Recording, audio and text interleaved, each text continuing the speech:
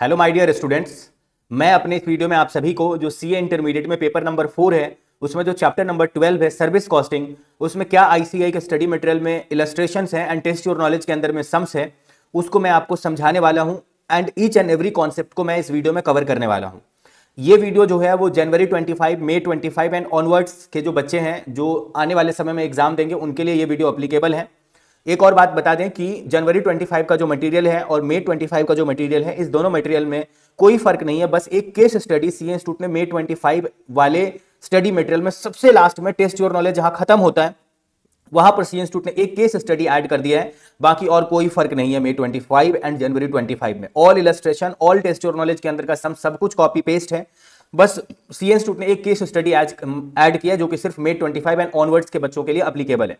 आपको एक और बात बता दें कि आप आने वाले समय में कभी भी ये वीडियो को देखेंगे तो ये चैप्टर, इसके अंदर का कॉन्सेप्ट, इसके अंदर का सम सारा कुछ सेम रहेगा। इंस्टीट्यूट कोई नया सम्स जरूर डाल सकता है मगर कॉन्सेप्ट, टॉपिक, एवरीथिंग सेम रहेगा, चैप्टर भी सेम रहेगा। जैसे मैंने कल जो है वो प्रोसेस कॉस्टिंग का जो है वो बनाया था एंड आज उसको अपलोड किया है, प्रोसेस कॉस्टिंग। सिमिलरली हम कॉस्ट अकाउंटिंग सिस्टम का भी जो है वो आज शाम या कल तक कॉस्ट अकाउंटिंग सिस्टम का भी अपलोड करेंगे। तो चैप्टर सेम रहेगा, अंदर का कॉन्सेप्ट सेम रहेगा, सम सेम रहेगा।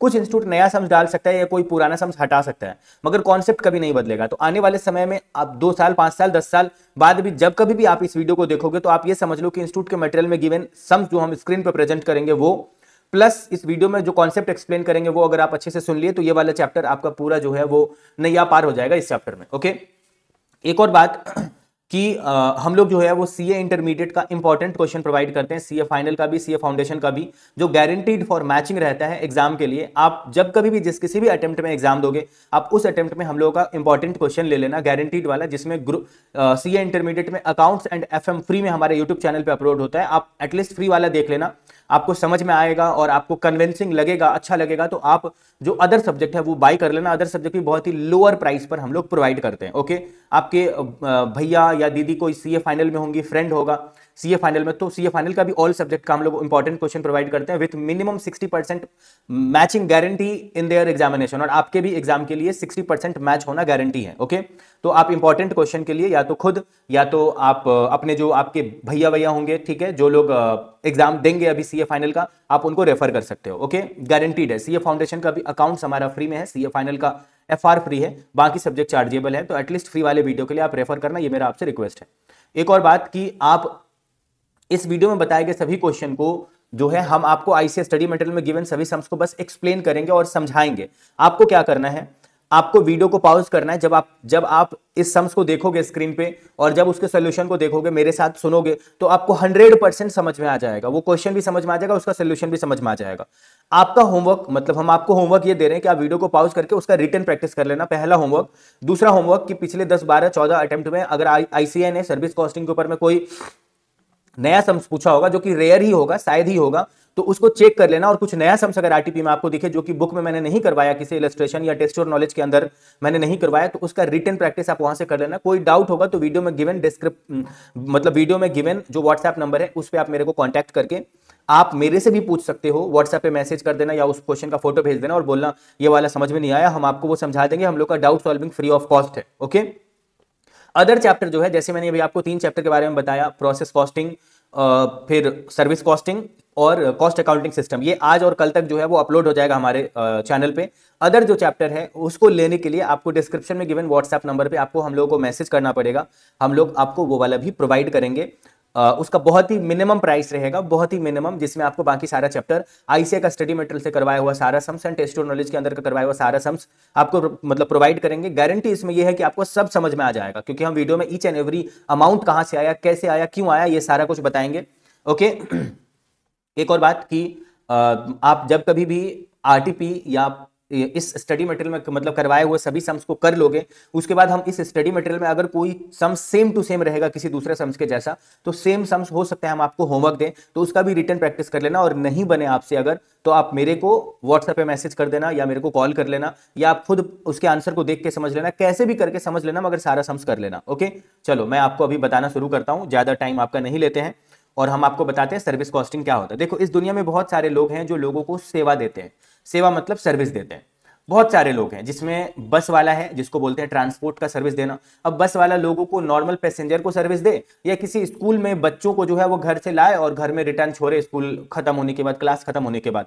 तो ट्रांसपोर्ट सर्विस जो है वो बस वाला क्वेश्चन, वो भी एक सर्विस दे रहा है, वो इसमें आ जाएगा। दूसरा, इलेक्ट्रिसिटी सप्लाई सर्विस, इलेक्ट्रिसिटी जो आपको मिल रहा है वो भी जो है वो आपका सर्विस ही दे रहा है। फिर अगर कोई हॉस्पिटल चला रहा है तो जितने नंबर ऑफ पेशेंट को अपने यहाँ एडमिट कर रहा है, जितना खर्चा हो रहा है, कैसे पर पेशेंट से पैसा लिया जाए ताकि एक एस्टिमेट बेसिस पर जो है वो हॉस्पिटल लॉस में ना जाए, प्रॉफिट में ही रहे हमेशा।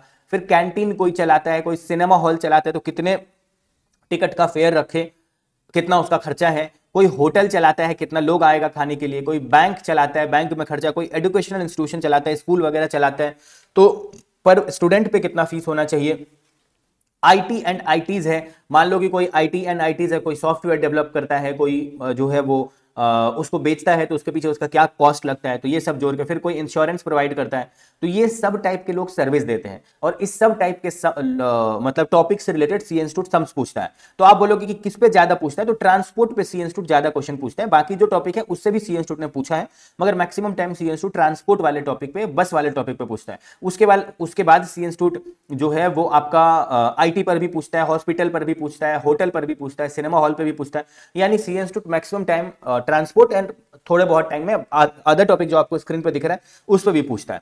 तो आप बोलोगे कि ट्रांसपोर्ट वाला किस रेट पे पैसा लेगा, तो पर पैसेंजर से वो पर पैसेंजर किलोमीटर पे पैसा लेता है। सामने ये दिया हुआ है कि जो ये सर्विस देने वाले का नाम है वो ये है, और वो किस रेट पर पैसा लेते हैं सामने वाले को। जैसे इलेक्ट्रिसिटी जो है वो पर किलोवाट आवर के हिसाब से लेता है, हॉस्पिटल जो है वो पेशेंट पर डे पर लेता है, कैंटीन जो है वो पर आइटम या पर मील पर लोगों से पैसा लेता है, सिनेमा हॉल पर टिकट पर लेता है। तो मेरे ख्याल से आपको समझ में आ गया होगा। राइट साइड जो दिया हुआ है वो है कि सामने वाला कितना, किस बेसिस पर सामने वाले से पैसे लेता है, जो उसका सर्विस यूज करता है उससे। हम आपको इसमें सम समझाएंगे, सम समझाने के बाद आपको मेरे ख्याल से कोई डाउट होगा नहीं, आप सब समझ जाओगे। ओके, तो चलो मैं आपको बताना शुरू करते हैं। बीच में एक बार और बता देते हैं कि आप जिस किसी भी अटेम्प्ट में एग्जाम दोगे, हम लोग का इंपॉर्टेंट क्वेश्चन ले करके आप अपना नैया पार लगा सकते हो। टाइमली आप सीए बन सकते हो, चाहे फाउंडेशन में कोई है, इंटर में है या फाइनल में है, या सीएमए का इंटर में है, सीएमए का फाइनल पे हम लोग वर्क कर रहे हैं इंपॉर्टेंट क्वेश्चन में। तो मेनली जो है वो आपको सीए बनना, ये टारगेट करना है, और उसके लिए हमारा इंपॉर्टेंट क्वेश्चन, आप जिस किसी भी अटेम्प्ट में एग्जाम दोगे आप वो ले लेना। हमारे यूट्यूब चैनल पर 2 सब्जेक्ट आपको फ्री मिलेगा, अकाउंट्स एंड एफएम। ओके, चलो मैं आपको अभी इलस्ट्रेशन नंबर 1 समझाता हूं, आपको बहुत ही अच्छे से समझ में आ जाएगा। मान लो, अच्छे से सुनो, मान लो आप अपनी नानी का घर जा रहे हो, ठीक है। तो आपका घर जो है वो है, मान लो आपका घर है वृंदावन में और आपकी नानी का घर मथुरा में है। तो मैंने आपको बोला कि चलो तुम बाइक ले लो, बाइक से जाओ। तो आपने मुझे बोला कि भाई आप मेरे से कितना रुपया लोगे, तो मैंने बोला पर किलोमीटर का 10 रुपया लेंगे। तो मथुरा से वृंदावन मान लो कि 30 किलोमीटर है, तो पर किलोमीटर का अगर 10 रुपया लेंगे तो 30 × 10 300 रुपया आप मुझे देने लगे। हम बोले नहीं नहीं, तुमको लेके जाएगा मथुरा, छोड़ देगा, तुम तो नानी के घर में रह जाओगे। फिर तो ये जो मेरा ड्राइवर है, मेरा बाइक रिटर्न लेकर के मेरे घर पे आएगा ना, तो जाने में भी लगा, आने में भी लगा। समझ में आ रहा है? क्योंकि मेरा बाइक, मतलब मेरे को मेरे बाइक से मतलब है, तो मेरा बाइक गया भी और आया भी। टोटल कितना किलोमीटर चला वो मुझे बताओ। टोटल ये 60 किलोमीटर चला, इंटू 10 रुपीज, तुमको 600 रुपया देना पड़ेगा। गाड़ी पे सामान लोड हो या अनलोड हो, फर्क नहीं पड़ता, गाड़ी कितना किलोमीटर चलता है उस हिसाब से हम पैसा लेंगे। That is called passenger, that is called kilometre. मगर आपका जो बस वाला समस्या, उसमें बोलते हैं पैसेंजर किलोमीटर। गाड़ी पे पैसेंजर कितना टाइम था उतने देर के लिए ही पैसा देंगे। यानी आप मेरे से झगड़ा करने लगे, आप मेरे को बोलेगी नहीं नहीं, जितना देर हम बाइक पे बैठे रहेंगे उतना देर हम कितना किलोमीटर चले, हम उस हिसाब से पैसा देंगे। समझ में आ रहा है? मेरे बात को सुनना प्लीज। तो अगर हम ये निकालेंगे भाइयों एवं बहनों कि कितना मेरा बाइक टोटल डिस्टेंस ट्रेवल किया, तो हम 1 राउंड ट्रिप गया, यानी एक बार गया और एक बार आया, that is called 1 round trip. और एक बार सिर्फ गया, उसको बोलते हैं 1 ट्रिप, और गया और आया दोनों किया तो 1 राउंड ट्रिप।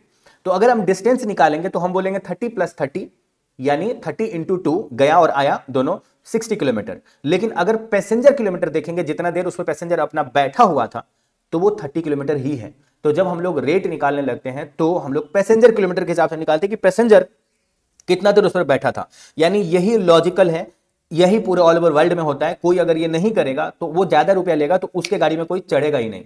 इसीलिए आपको क्वेश्चन में पैसेंजर किलोमीटर निकालना है कि पैसेंजर उस पर कितना देर बैठा था। लेकिन जब आप टोटल डिस्टेंस निकालोगे, अब आप बोलोगे टोटल डिस्टेंस का क्या मतलब है, जब हम ऑयल का खर्चा निकालेंगे, डेप्रिसिएशन का खर्चा निकालेंगे, तो हम तो यही देखें ना कि मेरा तेल जाने टाइम में भी लगा, पेट्रोल और आने टाइम में भी मेरे गाड़ी का पेट्रोल लगा, तो वो तो टोटल डिस्टेंस पे लगा। तो अगर 1 किलोमीटर जाने में अगर मान लो कि 200 ml पेट्रोल लगता है, तो टोटल 60 किलोमीटर जाने में कितना लगेगा? तो हम तो टोटल डिस्टेंस एक बार निकालेंगे ही, ताकि टोटल डिस्टेंस पर मेरा बहुत सारा एक्सपेंस डिपेंड करता है।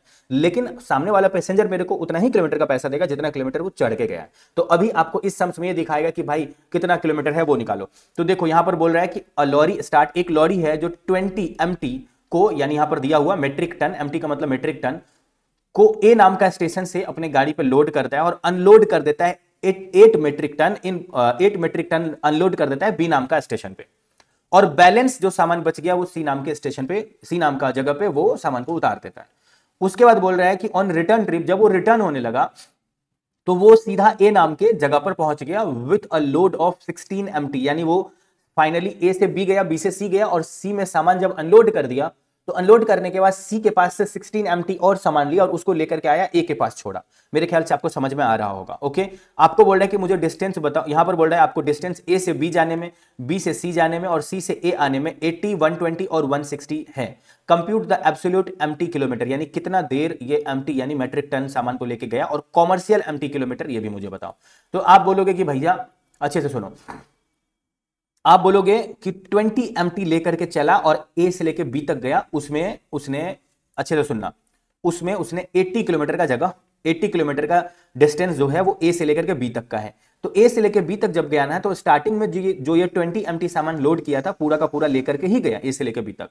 फिर जब बी से सी गया तो उसमें से उसने 8 MT माइनस कर दिया। अच्छे से सुनो, ये 20 में से अगर 8 माइनस कर दोगे तो कितना बचेगा? 12 MT ही बी से सी तक गया, और बी से सी तक का डिस्टेंस है 120 किलोमीटर। और फिर सी पर पहुंचने के बाद जब सारा सामान अनलोड कर दिया तो 16 MT फिर से लोड किया और सी से ए तक लेके आया, और सी से ए तक का डिस्टेंस है 160 किलोमीटर। मल्टीप्लाई कर दोगे जो आएगा that is called absolute MT, यानी एब्सोल्यूट मेट्रिक टन किलोमीटर, या वेटेड एवरेज भी इसका नाम है। ओके, लेकिन जब इसमें कॉमर्शियल का बात आएगा ना, कॉमर्शियल का मतलब होता है सिंपल सोचो, सिंपल सोचो, अच्छे से सोचना। एब्सोल्यूट का मतलब होता है कि वो वेटेड सोचता है, वो वेट, वो किलोमीटर को मल्टीप्लाई कर देता है वेट के साथ। ओके, जितना जितना भार उठा के गाड़ी लेके गया। लेकिन जब कॉमर्शियल सोचा जाता है तब एवरेज निकाला जाता है, सिंपल एवरेज, सिंपल ही सोचा जाता है।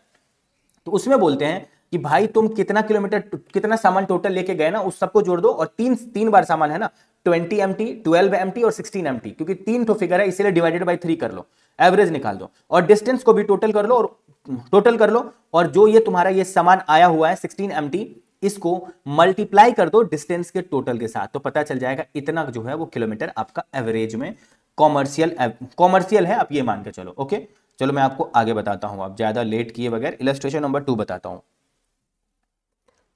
इलस्ट्रेशन नंबर 2 आपको स्क्रीन पे दिख रहा होगा। इलस्ट्रेशन नंबर 2 में क्या कह रहा है? इलस्ट्रेशन नंबर 2 में कह रहा है कि AXA जो है वो पैसेंजर ट्रांसपोर्ट कंपनी है, वो 5 ठो बस को रन कर रहा है। ठीक है, अच्छे से समझना, ये 5 ठो बस को रन कर रहा है, और बिटवीन टू टाउन, 2 ठो टाउन के बीच में ये 5 ठो बस को रन कर रहा है, विच आर 40 किलोमीटर अपार्ट, जो कि एक टाउन से दूसरे टाउन के बीच में ये जाता है, तो 40 किलोमीटर का डिस्टेंस है। सीटिंग कैपेसिटी जो है वो उस बस में 40 पैसेंजर बैठ सकते हैं। अच्छे से सुनना, फॉलोइंग डिटेल्स आर, आपको एक महीने का, यहां पर आपको सिर्फ अप्रैल वाले महीने का ये सब सारा खर्चा दे दिया इन्होंने, एक महीना का खर्चा इन्होंने दे दिया आपको, कुछ है नहीं, सारा खर्चा को जोड़ो, डिस्टेंस से डिवाइड करो, पर किलोमीटर का आपको निकालना, उतना कुछ नहीं है, ज्यादा डरना मत। बोल रहा है कि जितना सीटिंग कैपेसिटी है ना, एक बार में 40 लोग बैठ सकते हैं, तो बस में सब लोग हमेशा नहीं बैठते हैं, बस खाली भी रहता है थोड़ा बहुत सीट, तो 75% लोग ही बैठते हैं बस में generally. Okay, all 5 buses run all day for the month, यानी अप्रैल में 30 दिन होता है, तो 30 दिन पांचों का पांचों बस चला। ओके, और each bus made 1 round trip per day, हर एक बस जो है वो राउंड ट्रिप गया, एक राउंड ट्रिप का मतलब एक बार गया और एक बार आया भी। आपको बोल रहा है कि calculate the cost per passenger kilometre, तो आप जब थोड़ा सा नीचे जाओगे, देखो आप बोलोगे कि टोटल, देखो आपको निकालना है कि टोटल पैसेंजर किलोमीटर, तो टोटल पैसेंजर किलोमीटर के लिए आपको यह लेना पड़ेगा कि टोटल सीट कितना है, और उसमें 75% लोग ही गया, लेकिन वो लोग 30 दिन तक गया, और एक बार गया एक बार आया, एक बार गया एक बार आया, इसीलिए आपको 1 राउंड ट्रिप नहीं ले सकते, 2 ट्रिप लेना पड़ेगा, एक बार गया एक बार आया, तो 2 हुआ। जैसे किसी को अगर अपनी नानी के घर जाना है बाइक पे, तो वो रैपिडो किया, वहां पे छोड़ा, फिर सामान लिया और फिर अपने घर रिटर्न छोड़ने के लिए बोला, तो वो 2 बार हुआ, एक बार नहीं, वो गया और आया, दोनों काम किया, तो 2 राउंड ट्रिप हुआ। 40 किलोमीटर दो सिटी के बीच का डिस्टेंस है, ये क्वेश्चन में स्टार्टिंग में बोला था, ऐसा 5 बस किया, क्योंकि आपको जो खर्चा दिया हुआ है मेरे प्यारे भाइयों और बहनों, वो 5 बस का खर्चा दिया हुआ है, इसीलिए आपने 5 बस से मल्टीप्लाई करके 5 बस टोटल किलोमीटर कितना चला वो निकाल दिया और आपका जो क्वेश्चन में खर्चा दिया हुआ बस उसका टोटल कर देना। इस टोटल खर्चा में क्या है ना कि आप खुद ही पढ़ के देखना कि कौन सा खर्चा फिक्स नेचर का आपको लग रहा है, फिक्स नेचर का कौन सा खर्चा लग रहा है। तो इतना दूर का जो खर्चा है ना ये फिक्स खर्चा है जो होके ही रहेगा, तो इसके टोटल को बोलेंगे स्टैंडिंग चार्जेस। और ये तभी खर्चा होगा जब बस चलेगा, that is called running charges. जब बस चलेगा तभी तो डीजल खर्चा होगा, और जब बस चलेगा तभी तो मेंटेनेंस करना पड़ेगा, तो ये मेंटेनेंस चार्ज को अलग से दिखा दिया। इसको आप टोटल जो भी डिस्टेंस निकाले हो ना, टोटल डिस्टेंस उससे डिवाइड कर दोगे तो ये आ जाएगा। इसको डिवाइड कर दोगे टोटल डिस्टेंस पैसेंजर किलोमीटर जो अभी निकाले हो तो ये आ जाएगा, और इसको भी डिवाइड कर देना उसके साथ। कितना आया था आंसर एक बार देख लेते हैं। 3,60,000 3,60,000 से आप डिवाइड करोगे तभी वो आएगा। तो आप यहां पर 96,000 को 3,60,000 से डिवाइड कर देना, आपका ये आ जाएगा। सिमिलरली इसको भी डिवाइड कर देना, लास्ट में आपको टोटल को भी डिवाइड कर देना। आपको यही निकालना था और कुछ नहीं, बस पर पैसेंजर किलोमीटर से आप 0.40 रुपीज ले रहे हो। ओके, इलस्ट्रेशन नंबर 3 भी उसी का कॉपी पेस्ट है। बोल रहा है 40 किलोमीटर जो है हम लॉन्ग जाते हैं बस के लिए, बस का कॉस्ट है। जब कभी बस का कॉस्ट दिया रहे तो वो कॉस्ट मत ले लेना सॉल्यूशन में।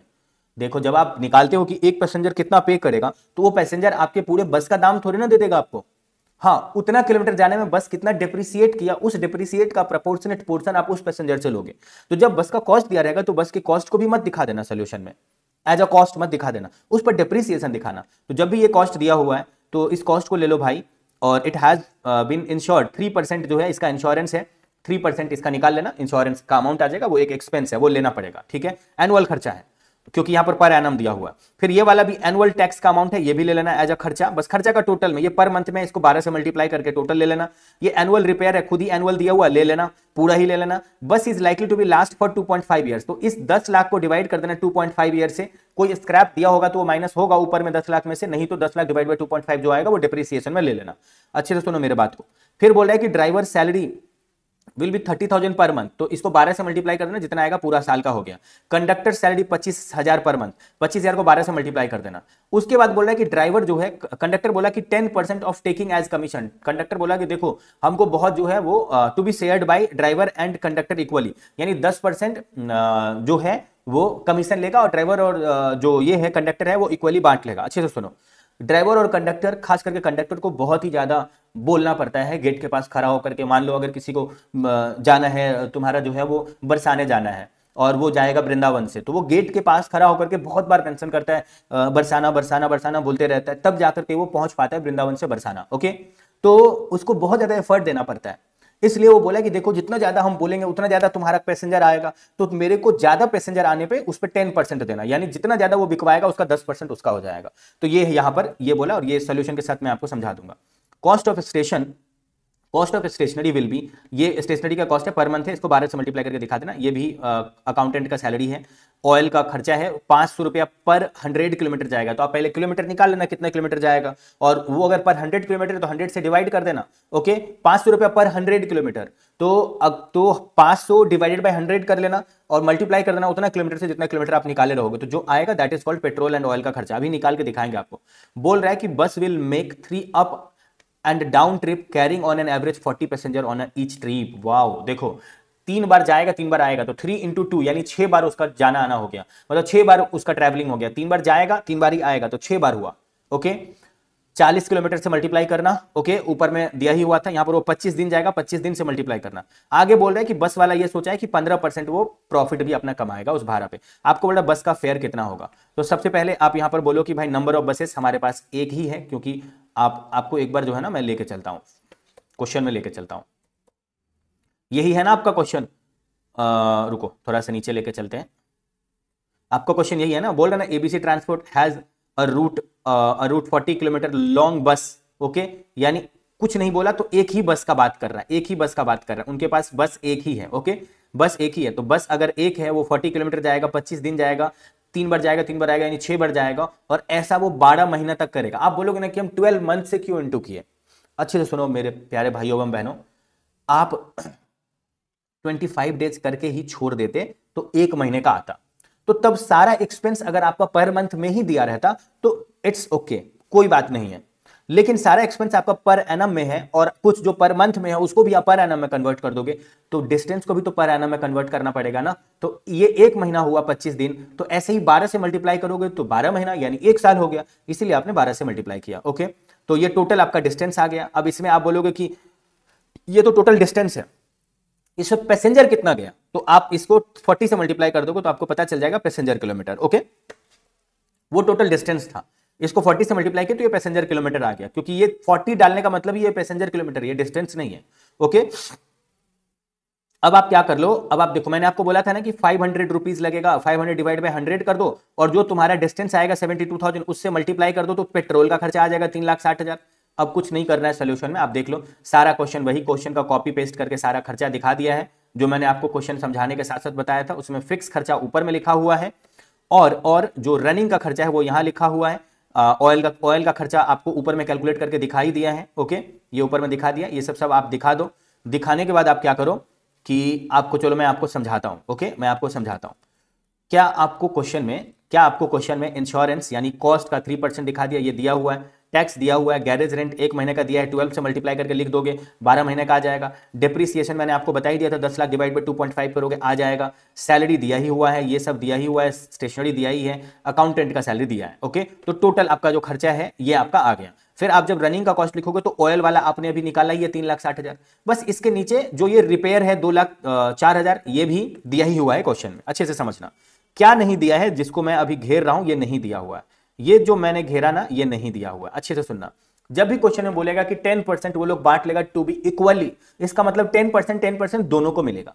सिर्फ ये मत समझ लेना प्लीज, बहुत सारे जो हमारे मतलब माननीय टीचर्स हैं, शिक्षक हैं मार्केट के, वो लोग 10% में 5% लेगा ये मानते हैं, मगर मैटर ये करता है मेरे प्यारे स्टूडेंट्स की इंस्टीट्यूट क्या लेता है। क्योंकि अगर इंस्टीट्यूट जो लेता है ना वो उसी हिसाब से सजेस्टेड आंसर प्रिंट करेगा और आपका मार्क्स उसी हिसाब से मिलेगा और आपको सीए इंस्टीट्यूट बनाएगा। इसलिए इंस्टीट्यूट जो कह रहा है ना आप उसको फॉलो करो, ये मेरा आपसे रिक्वेस्ट है। टू बी शेयर्ड इक्वली, यहां पर ये मतलब नहीं है कि 10% में 5% दोनों लेगा, 10% करके दोनों लेगा। तो अगर 10% करके दोनों लेगा तो आपको तो ये पता ही है कि 10% लेगा, 10% लेगा।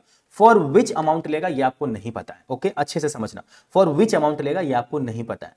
तो आप वो मान लो, देखो मैंने टिक किया है कि क्या क्या आपका क्वेश्चन में दिया हुआ है, और 15% प्रॉफिट भी लेगा, तो वो 10% लेगा टेकिंग का। ओके, तो आप ऐसे मान लो कि टेकिंग को आप एक्स मान लो, तो जितना खर्चा है उसमें अगर आप रनिंग का भी खर्चा जोड़ दोगे, कमीशन भी जोड़ दोगे और मेंटेनेंस का भी कॉस्ट जोड़ दोगे, प्रॉफिट भी जोड़ दोगे, तो वो बराबर हो जाएगा टेकिंग का। टेकिंग का मतलब है total revenue, that is called taking. अगर रेवेन्यू को एक्स मान लोगे तो सारा खर्चा plus profit equal to revenue, तो आपने सारा खर्चा लिखा प्लस प्रॉफिट लिखा equal to revenue.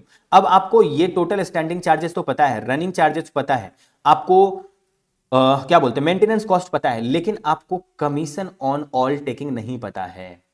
Commission on all taking नहीं पता है, तो ये कमीशन जो है वो टेकिंग का 10% है। समझ में आ रहा है? आप एक बार टेकिंग का 10% निकालोगे, निकालने के बाद आपको दिखाना पड़ेगा कि दोनों में 10-10% है, लेकिन वो अमाउंट आने के बाद आप उसको डिवाइड बाय 1/2 कर दोगे, यानी उसको बाद में 50% में करोगे, शुरू में 5% में नहीं दिखाओगे ऑफ टेकिंग। आप एक बार 10% ऑफ टेकिंग निकालोगे और इंटू 1/2 या इंटू 50% आप कर दोगे। समझ में आ रहा है? तो आप यहां पर बोले कि भाई जो टेकिंग है यानी रेवेन्यू को अगर हम एक्स मान लिए हैं तो ये रेवेन्यू इक्वल टू हो जाएगा दिस अमाउंट सारा खर्चा प्लस टेकिंग का ही 10% यानी 0.1 कॉस्ट होगा, इसलिए आपने ये 3,60,000 वाले कॉस्ट में इसको ऐड किया और प्रॉफिट भी उसी में ऐड होगा, तो ये 15% को आप 50% हटाओगे तो 0.115 बोलोगे ऑफ एक्स, इसलिए आपने ये लिखा, और 10% को 0.1 लिखोगे। इसको सॉल्व करोगे तो एक्स का वैल्यू 28,40,000 आएगा, यानी आपको टोटल यहां पर जो आएगा ना क्या बोलते हैं, आप समझ लो ना कि आपको 28,40,000 पता चल ही गया, तो 28,40,000 का आप 10% निकाल दो, उसको दो पार्ट में बांट दो, हाफ हाफ करके दोनों को दे दो, टोटल रनिंग चार्जेस आ जाएगा। टोटल रनिंग चार्जेस को आप डिवाइड कर दो, आपका जो पैसेंजर किलोमीटर है उसके साथ डिवाइड कर दो, तो आपको पता चल जाएगा। यहाँ पर देखो ये जो हेडिंग है इसमें क्या नाम लिखा है इन्होंने, यहाँ पे उन्होंने लिखा पर पैसेंजर किलोमीटर, तो जो आपका पर टोटल पैसेंजर किलोमीटर आया है ना 28,80,000 से डिवाइड कर दो ये सारे खर्चा को, इसको भी डिवाइड कर दो तो आ जाएगा ये, फिर इसको डिवाइड कर दो तो आ जाएगा ये। ओके, फिर आप इसको सभी को डेबिट साइड वाले को डिवाइड कर दो, प्रॉफिट भी उसके जगह पुट कर दो, और प्रॉफिट पुट करने के बाद आप उसको डिवाइड कर दो, ये प्रॉफिट उसका 15% आ जाएगा, डिवाइड कर दो उसको पैसेंजर किलोमीटर से, तो ये आ जाएगा, इसका टोटल जो है ना इतना ही पर पैसेंजर किलोमीटर का रेट होगा। अब इलस्ट्रेशन नंबर 4 क्या कह रहा है, ये कह रहा है कि SMC is a public school having 5 बस, ये स्कूल है इसके पास 5 बस है। ये भी वैसा वैसा ही क्वेश्चन ही है, मगर मैं आपको एक बार समझा देता हूं। और बोल रहा है कि buses each play in different direction, हर जो है 5 तो बस है, पांचों अलग अलग डायरेक्शन में जाता है। Okay, transport of its school in view of the large number of students availing of the bus services work 2 shift daily. बस जो है वो 2 शिफ्ट डेली चलता है, मॉर्निंग में चलता है एंड आफ्टरनून में चलता है, 2 शिफ्ट चलता है। ओके, 2 शिफ्ट चलता है, अच्छे से सुनना, 2 शिफ्ट मॉर्निंग में, 2 शिफ्ट आफ्टरनून। तो टोटल कितना शिफ्ट हुआ? 4 शिफ्ट। और 4 शिफ्ट का मतलब होता है 8 बार गया, 8 बार चला, यानी जाना और आना दोनों को मिला करके। फिर आपको बोल रहा है कि उसके बाद वो बस गैरेज हो जाता है स्कूल में ही, और वर्कलोड ऑफ स्टूडेंट जो है उसको अरेंज करने के लिए इन द मॉर्निंग में first trip pick up the senior student, पहले वो सीनियर स्टूडेंट को लेता है, घर से उठाता है, स्कूल छोड़ता है, और बच्चा लोग थोड़ा लेट से सो के उठता है, इसीलिए सेकंड ट्रिप में वो चिल्ड्रन लोगों को लेकर के, जूनियर बच्चा लोगों को लेकर के आता है। Similarly in the afternoon first trip, शाम में जाने टाइम में पहले जूनियर को छोड़ देता है, क्योंकि छोटा बच्चा लोग है उसको पहले घर छोड़ देता है, बाद में वो सीनियर लोगों को छोड़ता है। ओके, चलो नीचे बढ़ते हैं, ये सब ज्ञान है, इसका कोई काम नहीं है। बोल रहे कि डिस्टेंस ट्रेवल बाय ईच बस इन वन वे, एक वे में एक बार चलने पे 8 किलोमीटर का डिस्टेंस ये बस ट्रेवल करता है। और स्कूल जो है वो 25 दिन चलता है एक महीने में, और वो 3 महीना बंद भी रहता है, मई, जून और दिसंबर। लेकिन बस का जो फीस है ना, वो 12 महीना के लिए पे करना पड़ता है इसको। कोई 3 महीना बंद रहने पर जो है वो ऐसा नहीं है कि 3 महीना बंद रहने पर स्टूडेंट को जो है वो बस का फीस ना पे करना पड़े, उसको उस तीनों महीने का भी पे करना पड़ता है। उसके बाद जो ड्राइवर का सैलरी है वो ये पर मंथ में दिया है, 12 से मल्टीप्लाई कर देना, पर ईयर का निकल जाएगा। क्लीनर का सैलरी ये है, salary payable for all 12 month, यानी ये लोग 12 महीना का सैलरी लेता है। उसके बाद आप नीचे आ जाइए, यहाँ पर लाइसेंस, इंश्योरेंस, रिपेयर, ये सब खर्चा दिया हुआ, कोई ये नहीं है। लाइफ दिया हुआ है, लाइफ ऑफ बस दिया हुआ है, लाइफ ऑफ बस दिया हुआ है, थोड़ा सा इसको साफ कर देते हैं। सारा खर्चा को एक साथ उठा करके आप टोटल कर देना। लाइफ ऑफ बस दिया हुआ, स्क्रैप दिया, डीजल कॉस्ट दिया। तो जहां कहीं भी बस का कॉस्ट दिया होगा ना, यहां दिया है ना परचेज प्राइस ऑफ बस, इतना दूर को लेकर के आप डेप्रिसिएशन बना दोगे, यानी परचेज प्राइस ऑफ बस प्लस लाइफ प्लस स्क्रैप, इसको मिला करके आप डेप्रिसिएशन बना देना कि 15 lakh minus 3 lakh divided by 12। Okay, तो ये डेप्रिसिएशन आ जाएगा। फिर आपका डीजल का कॉस्ट दिया हुआ है 0.45 रुपीज पर लीटर। ओके, आगे आपको बोला है कि बस gives an average mileage of 4 kilometre पर लीटर ऑफ डीजल। तो जितना किलोमीटर वो टोटल चलेगा डिवाइड बाय 4 कर देना, जितना आएगा इंटू 45 कर देना, यानी पर लीटर पर 4 किलोमीटर चलता है, तो 45 डिवाइडेड बाय 4 कर दोगे तो 1 लीटर पे 1 किलोमीटर में कितना लीटर चाहिए वो निकल जाएगा। उसको मल्टीप्लाई कर देना टोटल डिस्टेंस के साथ, तो पता चल जाएगा कि टोटल कितना जो है वो लीटर तेल चाहिए। ओके, सीटिंग कैपेसिटी जो है वो 50 बच्चे का है। अब आगे बोल रहा है कि seating capacity is fully occupied during the whole year, पूरा बच्चा 50 का 50 भरा रहता है हमेशा। बोल रहे स्टूडेंट 8 किलोमीटर टोटल जो बस चलता है, अगर कोई स्टूडेंट 4 किलोमीटर में ही उतर जाता है तो उससे आधा ही भाड़ा लिया जाता है, उससे 50% ही भाड़ा लिया जाता है। आपको बोला इंटरेस्ट वगैरह का कोई बात है तो उसको इग्नोर करो। Since charges are based on the average cost you are required to, आपको बोला कि एवरेज कॉस्ट के बेसिस पर चार्ज लिया जा रहा है, तो तुम मुझे ये बताओ कि सिंगल बस ऑपरेट करने पर क्या खर्चा लगेगा और 5 बस का क्या खर्चा लगेगा एक साल में फॉर अ ईयर। उसके बाद आपको बोला कि work out the average cost per student per month in respect of, अगर स्टूडेंट 4 ही किलोमीटर जाता है तो कितना लगेगा, और बोल रहा है कि अगर स्टूडेंट जो है वो 4 किलोमीटर तक जाएगा तो कितना लगेगा, और 4 किलोमीटर से ज्यादा जाएगा तो उसको कितना फेयर देना पड़ेगा। तो सबसे पहले इसमें कोई बहुत बड़ा बात नहीं है, क्वेश्चन में ही ये सारा कुछ दिया हुआ था। डेप्रिसिएशन कैसे निकालना ये मैंने क्वेश्चन के साथ आपको बता दिया। ये आ गया पर मंथ का रेट, पर बस पर एनम। देखो ये पर मंथ है तो इसको 12 से मल्टीप्लाई कर दोगे तो ये पर एनम आ जाएगा, और उसको 5 से मल्टीप्लाई कर दोगे तो ये 5 बस का आ जाएगा, क्योंकि ये एक बस का है। देखो ड्राइवर का सैलरी जो दिया हुआ था क्वेश्चन में, क्या बोला था क्वेश्चन में, मैं आपको एक बार क्वेश्चन में लेके चलता हूं, रुको, क्वेश्चन में मैं आपको लेके चलता हूं, रुको, ये आपको क्वेश्चन स्क्रीन पे दिख रहा है। यहां पर उन्होंने क्या बोला, अच्छे से देखो, उन्होंने बोला detail of expenses for a year are as under 4500 per month पर ड्राइवर, पर मंथ पर ड्राइवर, एक ड्राइवर पे इन्होंने 4500 रुपीज दिया। ओके, तो ऐसे समझ लो कि इसको अगर जब 5 से मल्टीप्लाई करेंगे, क्योंकि एक ही ड्राइवर 5 ठो बस तो नहीं चलाएगा ना एक साथ, तो 5 से मल्टीप्लाई करोगे तब तो 5 ठो बस का ड्राइवर का खर्चा निकलेगा, इसीलिए 5 से मल्टीप्लाई किया। क्लीनर जो है 5 से मल्टीप्लाई किया तब निकला। ओके, सिमिलरली तो चलो आगे बढ़ते हैं। मेंटेनेंस का खर्चा भी क्वेश्चन में दिया हुआ है, इसको यहाँ पे लिखा, इसको पर एनम में ये दिया हुआ था, 5 से मल्टीप्लाई करके 5 बस का निकाल दिया। डीजल का खर्चा मैंने आपको बताया था, एक बार मैं आपको फिर से बता देता हूं कि जब आप डीजल का खर्चा निकालते हैं तो उसके पहले आपको ये पता रहना चाहिए कि टोटल कितना डिस्टेंस चला है। ओके, तो टोटल डिस्टेंस निकालने के लिए आप बोलोगे कि 8, देखो मैंने आपको बताया ना कि 2 बार मॉर्निंग में जाता है, 2 बार शाम में भी जाता है, तो जाना आना मिला करके 4 बार हुआ, 4 राउंड ट्रिप हुआ। क्वेश्चन के स्टार्टिंग में बोला हुआ कि 2 बार मॉर्निंग में, 2 शिफ्ट और 2 टाइम इवनिंग में होता है, तो 4 बार हुआ, तो 4 × 2 8 बार हो गया उसका जाना आना दोनों लोग है ना, तो 8 बार।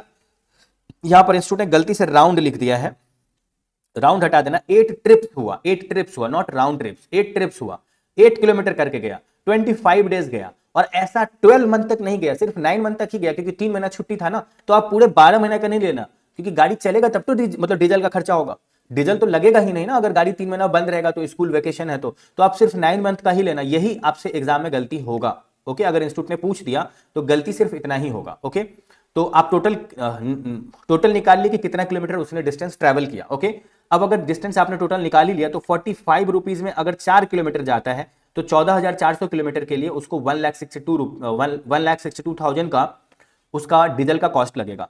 तो आप यहां पर निकाल दो, ये लिख दो, डीजल का कॉस्ट आपने लिख दिया, टोटल आपका कॉस्ट आ गया, सभी को जोड़ करके कॉस्ट पर मंथ कितना आएगा, ये तो आपका हो गया पूरे साल का, तो डिवाइड बाय 12 कर दोगे, ऊपर वाले अमाउंट को डिवाइड बाय 12 कर दोगे तो आपका पता चल जाएगा कि ये पूरे साल का है, और ये इसको भी आप डिवाइड बाय 12 कर देना तो ये भी पता चल जाएगा कि 1 साल का है।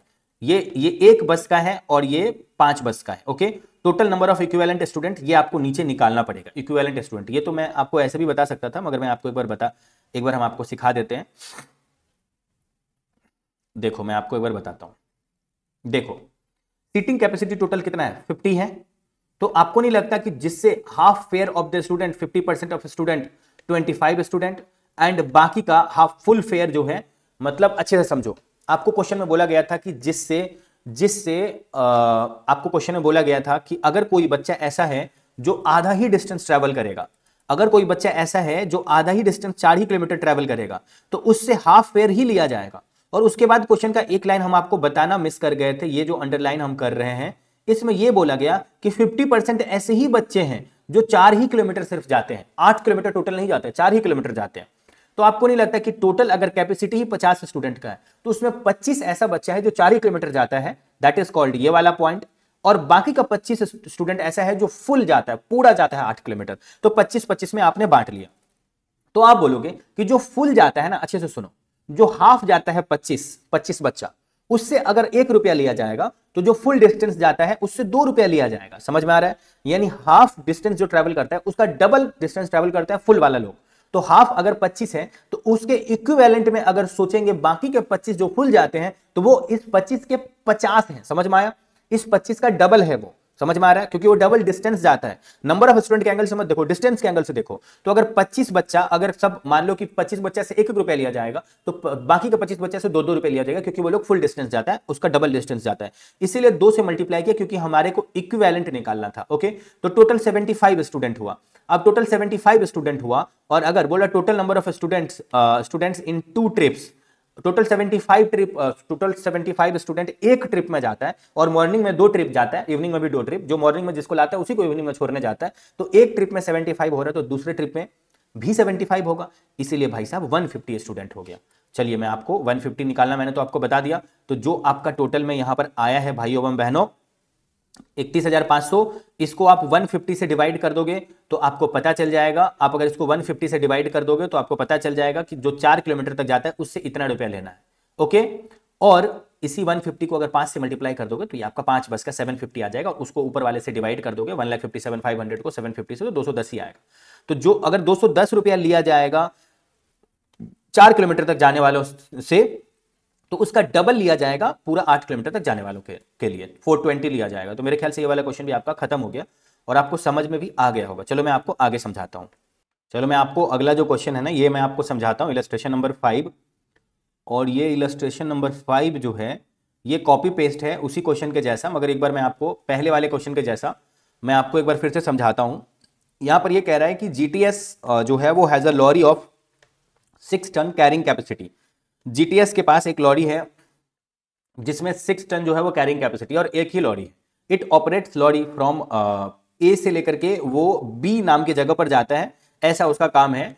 2400 पर टन पे वो चार्ज करता है अगर वो ए से बी पर जाता है तो 2200 वो पर टन चार्ज करता है अगर वो बी से ए पर आता है तब, रिटर्न आता है तब। Goods are also delivered to an intermediate city, बीच में एक सिटी पड़ता है सी नाम का सामान, जिस सामान पर भी वो कोई, जिस जगह पर भी जो है सी नाम का जगह पड़ता है, सी नाम के जगह पर भी वो कोई सामान अनलोड कर सकता है, यानी वहां पर भी वो डिलीवर कर सकता है, लेकिन उसके लिए कोई एक्स्ट्रा चार्जेस नहीं लगता है।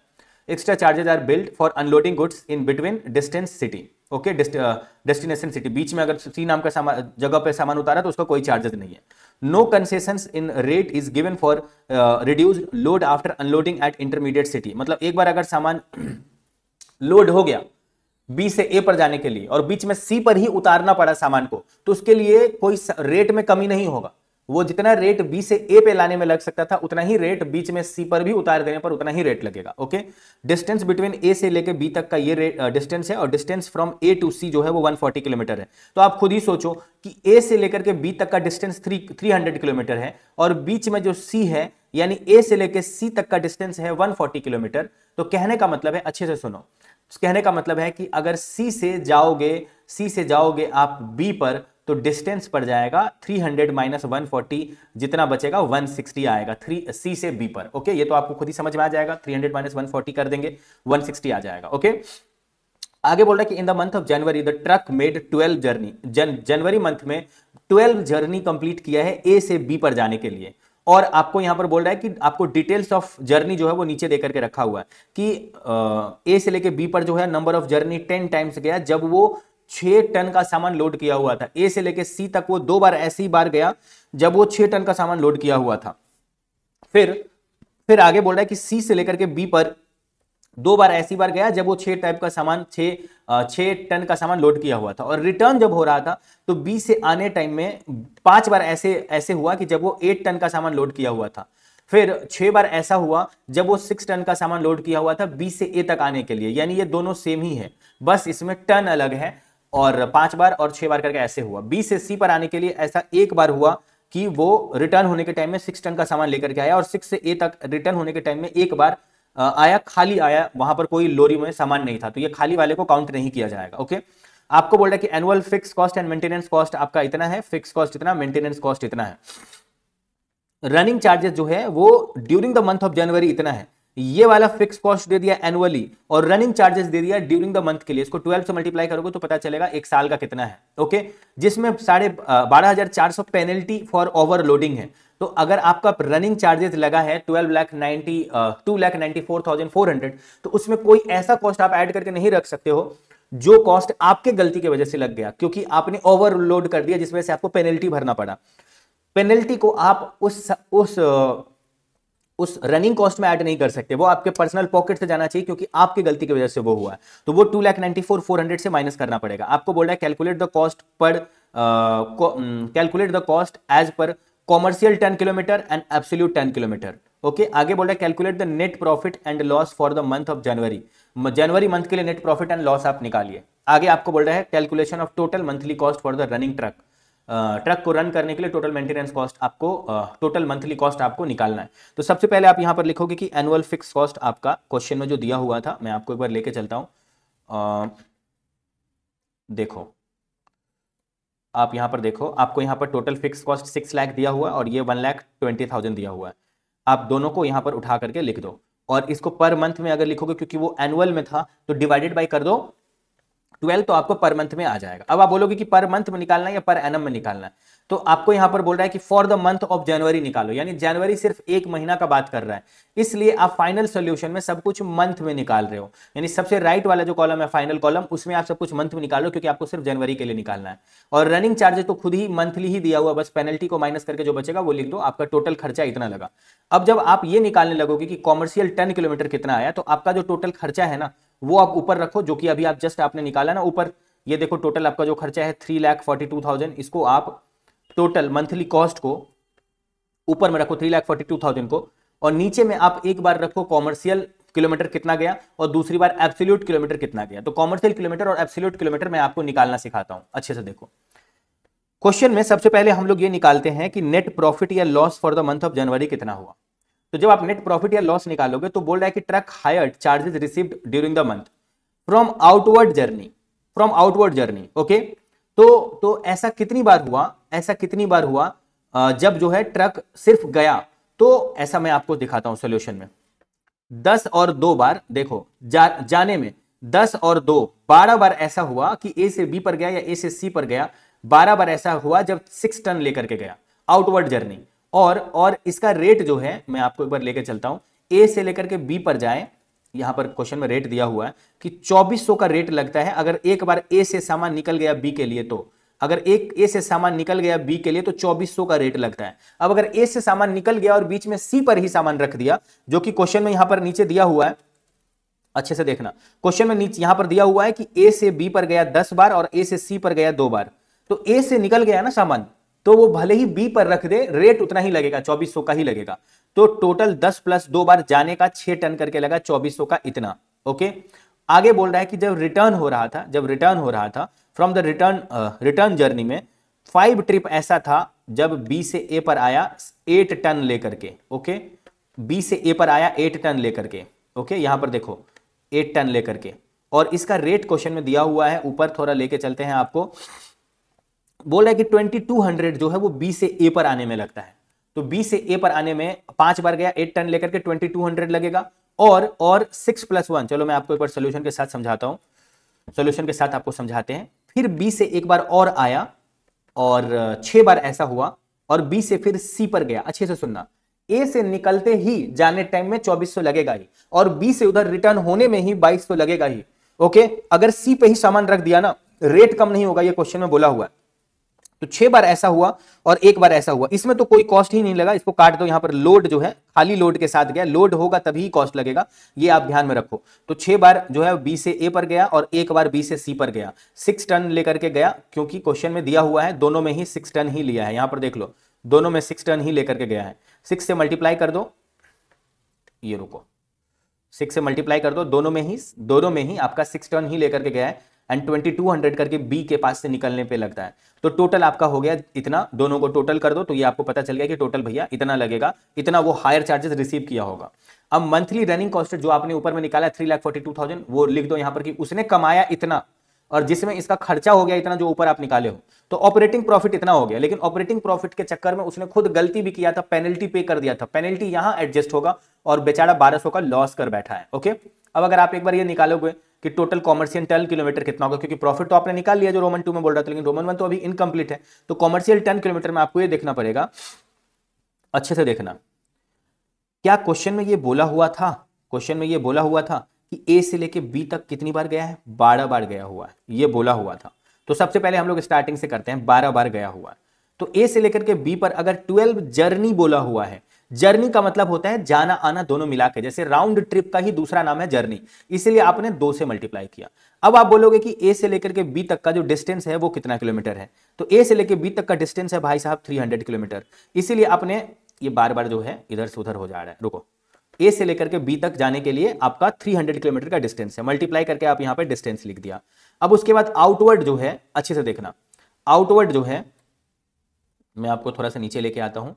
आउटवर्ड में 10 + 2 12 बार ऐसा हुआ, 10 + 2 12 बार ऐसा हुआ जब वो 12 बार ऐसा हुआ जब वो 6 टन लेकर के गया। अच्छे से देखना, 6 टन लेकर के गया, और रुको, ये 12 बार ऐसा हुआ 10 + 2 जब वो 6 टन लेकर के गया। ओके, और 2 बार ऐसा हुआ, 2 बार ऐसा हुआ, सॉल्यूशन को देखना, 2 बार ऐसा हुआ सी से बी पर जाने में जब वो 4 टन ही लेकर के गया है, जब वो 4 टन ही लेकर के गया है।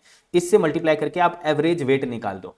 और जब रिटर्न होने लगा तो 5 बार ऐसा हुआ जब वो 8 टन लेकर के, यहां पर मेरे जहां पे हम टिक कर रहे हैं अभी उसके सामने में थोड़ा इसको साफ सुथरा कर देते हैं ताकि आप एकदम अच्छे से देख पाओ। यहां पे जो हम टिक किए हैं 5 बार ऐसा हुआ जब वो 8 टन लेकर के आया। ओके, और उसके बाद 5 बार ऐसा हुआ रिटर्निंग का, क्योंकि जाने का और आने का दोनों लेंगे। 6 बार ऐसा हुआ जब वो 6 टन लेकर के आया, और 1 बार ऐसा हुआ जब वो 6 टन लेकर के आया। ये क्वेश्चन में दिया हुआ है 6 बार 6 टन, ओके, और 1 बार 1 टन, मतलब 1 बार 6 टन। और ये वाले में तो वो 0 ही लेकर के आया, तो इसका कोई वैल्यू नहीं है सबसे नीचे वाले का। ओके, अब आप आ जाइए 82, इसको आप एक साथ दिखाओगे तो 82 में 80 जोड़ोगे 162 आ जाएगा। नंबर ऑफ जर्नी टोटल कितना हुआ आप खुद ही काउंट कर लो, नंबर ऑफ जर्नी कितना हो जाएगा आप खुद काउंट कर लो। 12 + 5, रुको मैं आपको एक बार कैलकुलेट करके बताता हूं। नंबर ऑफ जर्नी कितना हुआ total? 12 plus 5, okay, 12 plus 5 plus 2 plus 12 plus 5 plus 2 plus 6 और प्लस 1, आपका 26 जर्नी हो रहा है। 26 जर्नी हो रहा है। ये मैंने कैसे किया, ये मैं आपको समझा दे रहा हूं अभी। नंबर ऑफ जर्नी निकालने के लिए आप इसके टोटल कर दो, इसमें 1 को छोड़ देना, ये लास्ट वाला 1 को छोड़ देना जब कोई सामान ही नहीं था, यानी आप इतना दूर का टोटल कर दो, ओके, आपको समझ में आ जाएगा मैंने किसको टोटल किया, ओके। तो इसका टोटल कर दो, 26 जर्नी है। तो अगर 162 टाइम्स टोटल वेट के साथ गया है, और जर्नी का मतलब होता है एक बार जाना एक बार आना, मिला करके 26 से डिवाइड कर दोगे तो एवरेज में वेट जो है वो इतना आ रहा है। अब अगर एवरेज का वेट आपको पता चल चुका है तो आप इसको मल्टीप्लाई कर दो इसके साथ, जितना देर वो मतलब किलोमीटर जो है वो ऐसे समझ के चलो ना कि जितना किलोमीटर वो चला, 7200 के साथ आप मल्टीप्लाई कर दो इस एवरेज वाले 6.23 को, तो आपको पता चल जाएगा कि टोटल कॉमर्शियल टन किलोमीटर कितना है, ओके। और जब आप एब्सोल्यूट टन किलोमीटर निकालोगे तो आपको सिंपल ये देखना है कि 10 टाइम्स गया ए से लेके बी तक, और ए से लेके बी तक का डिस्टेंस 300 किलोमीटर है 6 टन को लेकर के, तो वो हुआ इतना। 2 टाइम्स गया ए से लेके सी तक, 140 किलोमीटर डिस्टेंस है ए से सी तक का, और 6 टन को लेकर के गया। सी से लेकर के बी तक 2 बार गया, सी से लेकर बी तक का डिस्टेंस 300 माइनस 140 करोगे 160 आया, और 4 टन लेकर के गया। तो आप ये यहां पर लिखोगे, ओके। मेरे ख्याल से आपको समझ में आ रहा होगा। रिटर्न होने टाइम में बी से लेकर ए तक 5 बार आया, बी से लेकर ए तक डिस्टेंस है, ए से बी पर डिस्टेंस 300, तो बी से ए तक का भी डिस्टेंस 300, और 8 टन लेकर के गया। 6 टाइम ऐसा हुआ जब वो बी से ए पर आया, 300 किलोमीटर डिस्टेंस है और 6 टन लेकर के आया, और बी से लेकर सी तक वो एक बार आया, 160 किलोमीटर डिस्टेंस है, 300 माइनस 140 करोगे 160 आएगा, और 6 टन लेकर के आया। टोटल कर दो, टोटल करके इसका जो ये वाला आएगा इसको एब्सोल्यूट टन किलोमीटर बोलेंगे। जो अभी नीचे निकाले हो एब्सोल्यूट और कॉमर्शियल, इसी को यहाँ पर दोनों के डिनोमिनेटर में डालना था, कॉमर्शियल को कॉमर्शियल के नीचे में और एब्सोल्यूट को एब्सोल्यूट के नीचे में, तो आपका आंसर आ जाता, ओके। तो इसी के साथ आपका ये वाला सम्स भी होता है खत्म। अब हम आपको थोड़ा सा होटल वाले सम्स पे लेकर चलते हैं। मान लो एक होटल है, जिस होटल में जो होटल जो है वो हमारे अयोध्या में है, ओके। आप वहां पर गए अयोध्या में, आप होटल वाले को बोले भैया हम लोगों को 2-3 दिन रहना है, एक दिन हमारे को अयोध्या धाम घूमना है, दूसरे दिन सरयू नदी घूमना है, तीसरे दिन दशरथ महल घूमना है। तो आपने सब कुछ बताया कि बहुत दिन रहना है और हम लोग काफी लोग हैं, तो आपने क्या किया ना, ट्रिपल रूम वाला रूम लिया, ओके, ट्रिपल रूम वाला रूम लिया। फिर कोई दूसरे जन है जो डबल रूम वाला रूम लिए, मतलब डबल रूम जिसमें 2 ठो कमरा है वो वाला रूम लिए। कोई तीसरे जन है जो सिंगल रूम वाला कमरा लिए। तो क्या सभी को वही भाड़ा चार्ज किया जाए, या जिसके फ्लैट में 3-3 ठो रूम है उससे ज्यादा चार्ज किया जाए, ओके। तो अगर कोई होटल वाला किसी को दाम बताएगा तो उस टाइम तो कैलकुलेट नहीं करेगा ना, वो क्या सोचेगा कि भाई रुको रुको, वो पहले ही ये कैलकुलेट कर लिया रहेगा। तो एक होटल है, ठीक है, या ऐसे समझ लो कि एक होटल है जो ये समझ गया कि अभी हॉलीडे आने वाला है, यानी हॉलीडे मतलब समझ लो अभी रामनवमी आने वाला है, ओके। और तो वो क्या किया ना कि अयोध्या में एक बिल्डिंग जो है वो हायर किया, एक भाड़ा पे लिया, घर वो रेंट पर ले लिया। रेंट पे लेने के बाद वो 10,000 उसको पर मंथ का रेंट पे करना पड़ेगा। तो 10,000 इंटू 12 करोगे, एक साल का 1,20,000। अब सामने वाला जो बिल्डिंग रेंट पे दिया वो बोला कि तुमको जितना तुम कमाओगे ना उसका 5% भी देना पड़ेगा। तो कितना ये कमाएगा ये इसको खुद भी नहीं पता, तो उसका 5% लेगा ये, ओके। रेंट प्लस 5% ऑफ इसका कमाई जो घर भाड़ा पे लिया। अब बोल रहा है कि 3 टाइप्स ऑफ सूट्स इसमें जो है वो कस्टमर का सिंगल रूम है, डबल रूम है और ट्रिपल रूम है। जो सिंगल रूम है ऐसे रूम 100 है, सिंगल रूम वाला फ्लैट जो है या घर है 100 है, डबल रूम वाला 50 है और ट्रिपल रूम वाला 30 है। तो सिंगल रूम वाला जो है वो हमेशा 100% भरा रहता है, 100 का 100 घर हमेशा, और डबल रूम वाला 80% भरा रहता है, ट्रिपल रूम वाला 60% ही भरा हुआ रहता है। आगे आपको बोल रहा है कि रेंट जो है ना वो 2.5 गुना ज्यादा है सिंगल रूम वाले के कंपेयर में डबल रूम का, ओके। यानी सिंगल रूम का अगर x है तो डबल रूम का 2.5x है, ओके। और ट्रिपल रूम का जो है वो डबल रूम का जो है बोल रहा है कि that of triple room suits, double room का डबल है ट्रिपल रूम के लिए, यानी अगर 1 रुपया है सिंगल रूम के लिए तो 2.5 रुपीज है डबल रूम के लिए, और ट्रिपल रूम के लिए 2.5 इंटू 2 5 रुपया है। समझ में आ गया मेरे ख्याल से आपको? अभी हम आपको निकाल के बताएंगे। तो ये सब सारा खर्चा है, सभी खर्चा को जोड़ देना, उतना कुछ नहीं है। जोड़ के जो आएगा आपका टोटल कितना जो है ऑक्यूपाई था उससे डिवाइड कर देना, आ जाएगा आपको कितना पर पर्सन से लेना चाहिए पर रूम का। 20% इसने सोचा है कि ये प्रॉफिट कमाएगा। आपको बोल रहा है कितना चार्ज सामने वाले से ले, जरा बताना। तो आप बोलोगे कि भाई देखो 100 रूम है तुम्हारे पास, 360 डेज तुमने चलाया, एक साल में अगर क्वेश्चन में कहीं ना कुछ दिया रहे तो ये अजम्पशन है यहां पर वैसे दे दिया है इन्होंने कि 360 डेज एक साल में आपको मानना है, अदरवाइज आप 365 ही मानना। ओके, क्वेश्चन में 360 डेज दे दिया है, तो 360 डेज चला और 100% ऑक्यूपाई था, तो ये 36,000 हो गया। लेकिन जो 50 रूम है वो 360 डेज चला और वो 80% ही ऑक्यूपाई था, तो ये इतना है। लेकिन सिंगल रूम का 2.5 गुना वो ज्यादा है, इसीलिए रूम जो है उसको 2.5 से मल्टीप्लाई कर दिया। और यहां पर देख लो कि ये है भाई साहब 30 रूम, 360 डेज चला, 60% ही ऑक्यूपाई है। लेकिन डबल रूम का अगर 2.5 है तो डबल रूम का डबल है ट्रिपल रूम, यानी 2.5 इंटू 2 करोगे तो 5 से मल्टीप्लाई हो जाएगा ट्रिपल रूम। तो एक्चुअली में इतना आपने निकाल लिया कि इक्विवेलेंट टू सिंगल रूम आपने निकाल लिया। यानी सिंगल रूम अगर 36,000 है तो ट्रिपल रूम 32,400 है, डबल रूम 36,000 है। ओके, मेरे ख्याल से आपको समझ में आ गया होगा। सभी खर्चा को लिख लो और टोटल कर दो, यहां तक का टोटल कर दो। उसके बाद आप बोलोगे कि भाई रेंट जो है वो 10,000 plus 10,000 into 12 1,20,000 plus 5% of taking को एक्स मान लो, 5% ऑफ एक्स हो जाएगा। तो टोटल कॉस्ट इतना हो गया। ऊपर वाले सभी को जोड़ दोगे, इस दोनों को अगर जोड़ोगे, जिसको मैं अभी घेर रहा हूं, अगर इस दोनों को जोड़ दोगे 25,21,000 में 1,20,000 जोड़ोगे तो 26,41,000 आएगा और 5% ऑफ टेकिंग उसमें जुड़ा हुआ रहेगा। अब अपने को क्या मानना है कि टेकिंग को मान लो एक्स है। ओके, तो अगर टेकिंग को एक्स मान लोगे, अच्छे से समझो, अगर टेकिंग को आप एक्स मान लोगे तो यहां पर क्या आपने निकाल लिया है कि कितना नंबर ऑफ दिन ऑक्यूपाई रहेगा, तो 1 लाख कितना नंबर ऑफ रूम जो है ऑक्यूपाई रहेगा, तो 1,04,400 ऑक्यूपाई रहेगा। तो अगर एक रूम का रेंट को अगर हम लोग आर लेट कर लें, रेट को अगर हम लोग आर लेट कर लें, तो 1,04,400 रूम ऑक्यूपाई रहेगा। इक्विवेलेंट फिगर निकालने के बाद उसको रेट से मल्टीप्लाई कर दोगे तो पता चल जाएगा इतना रुपया हम कमाएंगे। तो वो जितना कमाएंगे वो कॉस्ट प्लस प्लस खर्चा, सभी खर्चा प्लस प्रॉफिट का इक्वल होगा रेवेन्यू। तो रेवेन्यू तो मैंने लेफ्ट साइड में लिख लिया और 20% हमारा प्रॉफिट है, 5% रेंट वाले को देंगे, तो 25% ऑफ टेकिंग मुझे पता ही नहीं है, तो टेकिंग है टोटल जितना रूम जितना दिन ऑक्यूपाई रहेगा इनटू रेट, इसी को तो रेवेन्यू बोलेंगे। रेवेन्यू इक्वल टू यही हो गया, इसी का 25% तो हमारा टोटल, जिसमें 20% प्रॉफिट है और 5% रेंट वाले को देना है, इसी का 25% करोगे। इसको सॉल्व करोगे तो आर का वैल्यू 33.73 आ जाएगा। अब इस आर को आप पुट कर दोगे, अगर आप आर को इसके साथ मल्टीप्लाई कर दोगे 1,04,400 के साथ, तो आपको रेवेन्यू पता चल जाएगा, सब कुछ आपको पता चल जाएगा।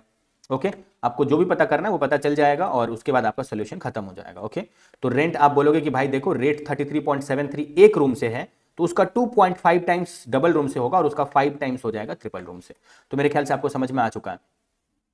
ये वाला जो पिछला क्वेश्चन बताया ना उसी का कॉपी पेस्ट है, इलस्ट्रेशन नंबर 7, जस्ट पिछला क्वेश्चन जो बताया ना, जस्ट पिछला क्वेश्चन उसी का कॉपी पेस्ट है। मैं आपको आगे लेके जाना पसंद करूंगा। ये क्या है भाई साहब, ये भी उतना कुछ खास नहीं है।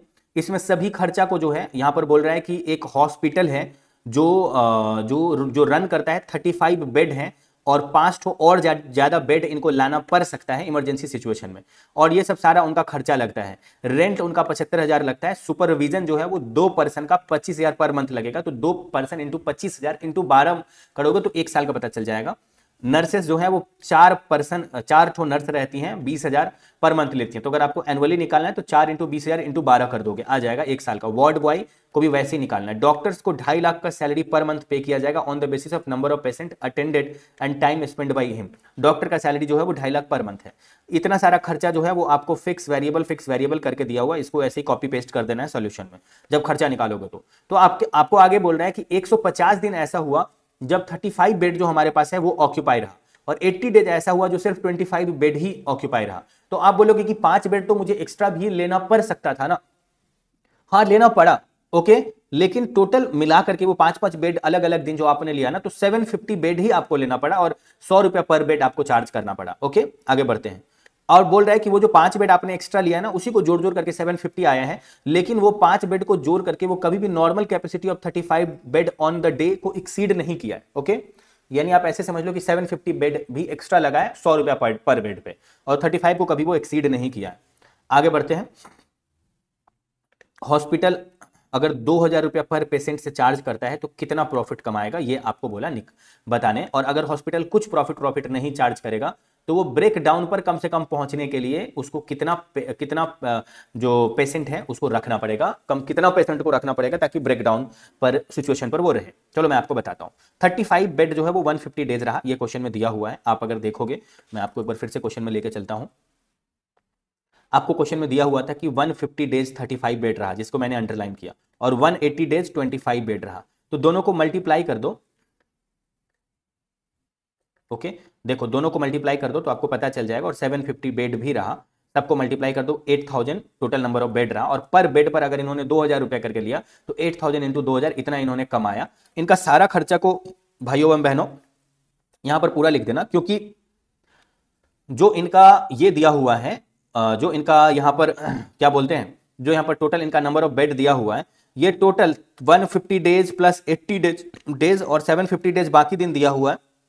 कहने का मतलब ये पूरा पर एनम का है, तो सभी खर्चा को पर एनम में दिखाना। कोई अगर पर मंथ में होगा तो उसको 12 से मल्टीप्लाई करके पर एनम में कर देना। ओके, क्योंकि 150 डेज का लिया, 75 80 डेज का लिया, तो कहीं ना कहीं आप पूरे साल का ले रहे हो, ठीक है, इसलिए 12 से मल्टीप्लाई करके सभी खर्चा को यहां पर लिख देना, फिक्स और वेरिएबल दोनों को मिला करके, और मिलाने के बाद आपका ये टोटल फिक्स कॉस्ट आ गया इसका। अब इसमें प्रॉफिट कितने का होगा, तो आप क्या करना कि आपका जो सबसे पहले ऊपर में आपने रेवेन्यू लिखा ना, आपने टोटल ऊपर में रेवेन्यू जो लिखा, इस रेवेन्यू में से आप वेरिएबल कॉस्ट के टोटल को माइनस कर देना, तो आपको पता चल जाएगा कि कंट्रीब्यूशन हमारा इतना है, और कंट्रीब्यूशन में से फिक्स कॉस्ट को माइनस कर दोगे तो पता चल जाएगा हमारा प्रॉफिट इतना। ये तो आपने मार्जिनल कॉस्टिंग में सीखा होगा कि sale minus variable cost equal to contribution minus fix cost equal to profit. Okay, अब आपको यहां पर बोल रहा है कि अगर तुम्हारा अच्छे से सुनो, बोल रहा है कि कंट्रीब्यूशन अगर हमारा इतना है, जो कि आपके क्वेश्चन में यहां पर आपने देखा है, कंट्रीब्यूशन हम लोग निकाले हैं इतना है। ओके, कंट्रीब्यूशन हमारा इतना है। ओके, और हमारा पेशेंट टोटल 800 है, 8000 है, तो उससे डिवाइड कर देंगे तो पता चल जाएगा कि पर कंट्रीब्यूशन बाय पर पेशेंट कितना है, तो पर पेशेंट का कंट्रीब्यूशन इतना है। तो अगर फिक्स कॉस्ट को, जो आपका फिक्स कॉस्ट का टोटल आया है क्वेश्चन में, फिक्स कॉस्ट का जो टोटल आया है यहां पर देखना, ये आपका फिक्स कॉस्ट का टोटल आया है, फिक्स कॉस्ट का टोटल, अगर इसको डिवाइड कर दोगे कंट्रीब्यूशन पर यूनिट से, अगर इसको डिवाइड कर दोगे कंट्रीब्यूशन पर यूनिट से, तो आपका ब्रेक इवन पॉइंट आ जाएगा। ये आपने सीखा होगा सीए इंटरमीडिएट के कॉस्टिंग में, मार्जिनल कॉस्टिंग वाले चैप्टर में, कि fix cost divide by contribution per unit आता है ब्रेक इवन पॉइंट का यूनिट, और अगर fix cost divide by PV ratio करोगे तो आ जाएगा ब्रेक इवन पॉइंट का अमाउंट रुपीज में। ओके, तो ये आपने कंट्रीब्यूशन पर यूनिट से डिवाइड करके ये निकाला कि 8000 पेशेंट को मुझे नहीं रखना है। अगर हम 3741 पेशेंट को ही अपने यहां एडमिट कर लेते हैं तो जो हॉस्पिटल का फिक्स कॉस्ट लग रहा है ना, वो रिकवर हो जाएगा। Okay, that is called break even point. चलो मैं आगे आपको लेके चलता हूं, एक बार मैं आपको आगे लेके चल रहा हूं, बहुत ज्यादा कुछ है नहीं। चलो, ये वाला भी क्वेश्चन ऊपर वाले के जैसे ही है। सैलरी टू सॉफ्टवेयर इंजीनियर जो है ये आपका लग रहा है 5 पर्सन है, और इनका सैलरी इतना लग रहा है। फिर सैलरी ऑफ प्रोजेक्ट, जो प्रोजेक्ट लीडर है उनका सैलरी इतना लग रहा है, सैलरी ऑफ प्रोजेक्ट मैनेजर इतना, रिपेयर मेंटेनेंस इतना, एडमिनिस्ट्रेशन का खर्चा इतना लग रहा है। थोड़ा सा इसको साफ कर देते हैं।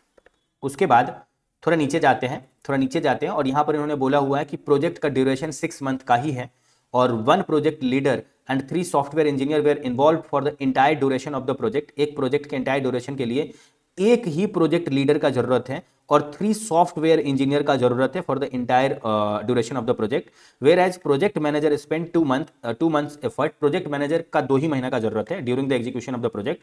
ट्रैवल एक्सपेंस इनकर्ड किया है इतना, 2 ठो लैपटॉप परचेज किए, 50,000 कॉस्ट ईच का है, तो 50,000 इंटू 2 1 लाख का खर्चा लगा, जिसमें उसका लाइफ जो है वो सिर्फ 2 ही साल है। तो 1 लाख डिवाइड बाय 2 करोगे तो 50,000 का टोटल डिप्रिसिएशन का खर्चा आ गया। आपको बोल रहा है प्रोजेक्ट कॉस्ट शीट बताओ। देखो अच्छे से सुनो, आप यहां पर तो बोलोगे कि पर एनम का खर्चा क्वेश्चन में दिया हुआ है, तो पर एनम ये है आपका टोटल पर एनम 5 ठो पर्सन का। तो अगर ये पर पर्सन का निकालोगे तो डिवाइड बाय 5 कर दोगे, 15 लाख डिवाइड बाय 5 कर दोगे तो आपका पर एनम का खर्चा 3 लाख आ गया। पर मंथ का अगर आपको निकालना है तो डिवाइड बाय 12 कर दोगे, आपका पर मंथ का आ जाएगा। ओके, आपको बोला प्रोजेक्ट कॉस्ट शीट बताइए। ओके, तो कहीं भी क्वेश्चन में ये नहीं बोला कि आपको पर मंथ का निकालना है या पर एनम का निकालना है। तो जब कहीं क्वेश्चन में ये ना बोले कि आपको पर मंथ का निकालना है कि नहीं, तो आपको पर मंथ का भी निकालना है।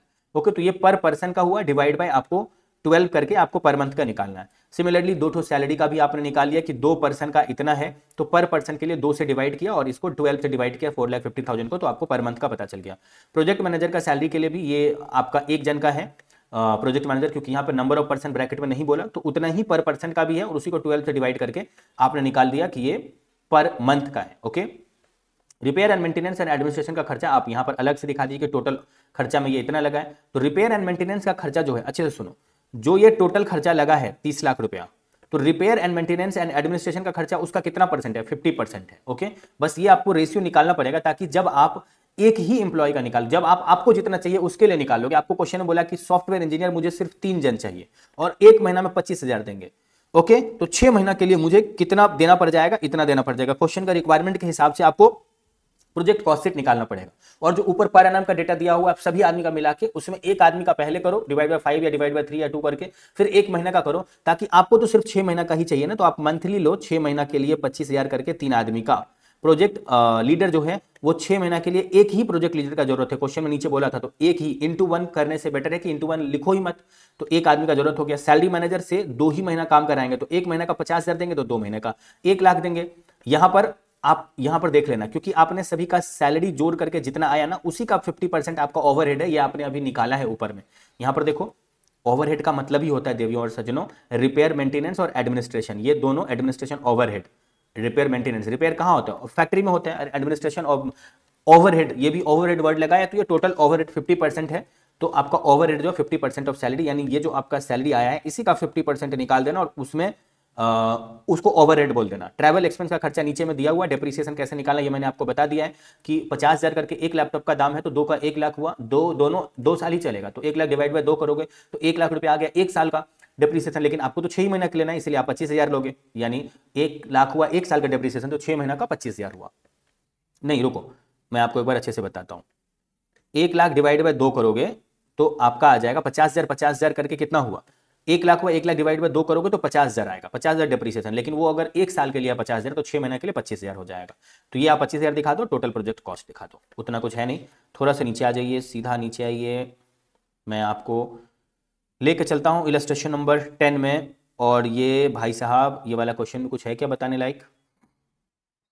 ये आप निकाल लोगे शिफ्ट हिसाब से, 2 शिफ्ट 1 शिफ्ट, ये आप निकाल लोगे। जो मैंने अभी बताया ना वैसा ही क्वेश्चन है ये आप खुद से कर लेना, ये आपका होमवर्क है। ओके, ये आप खुद निकाल दोगे, टोल प्लाजा वाला ये होमवर्क है आपका, ये कर लेना आप खुद से।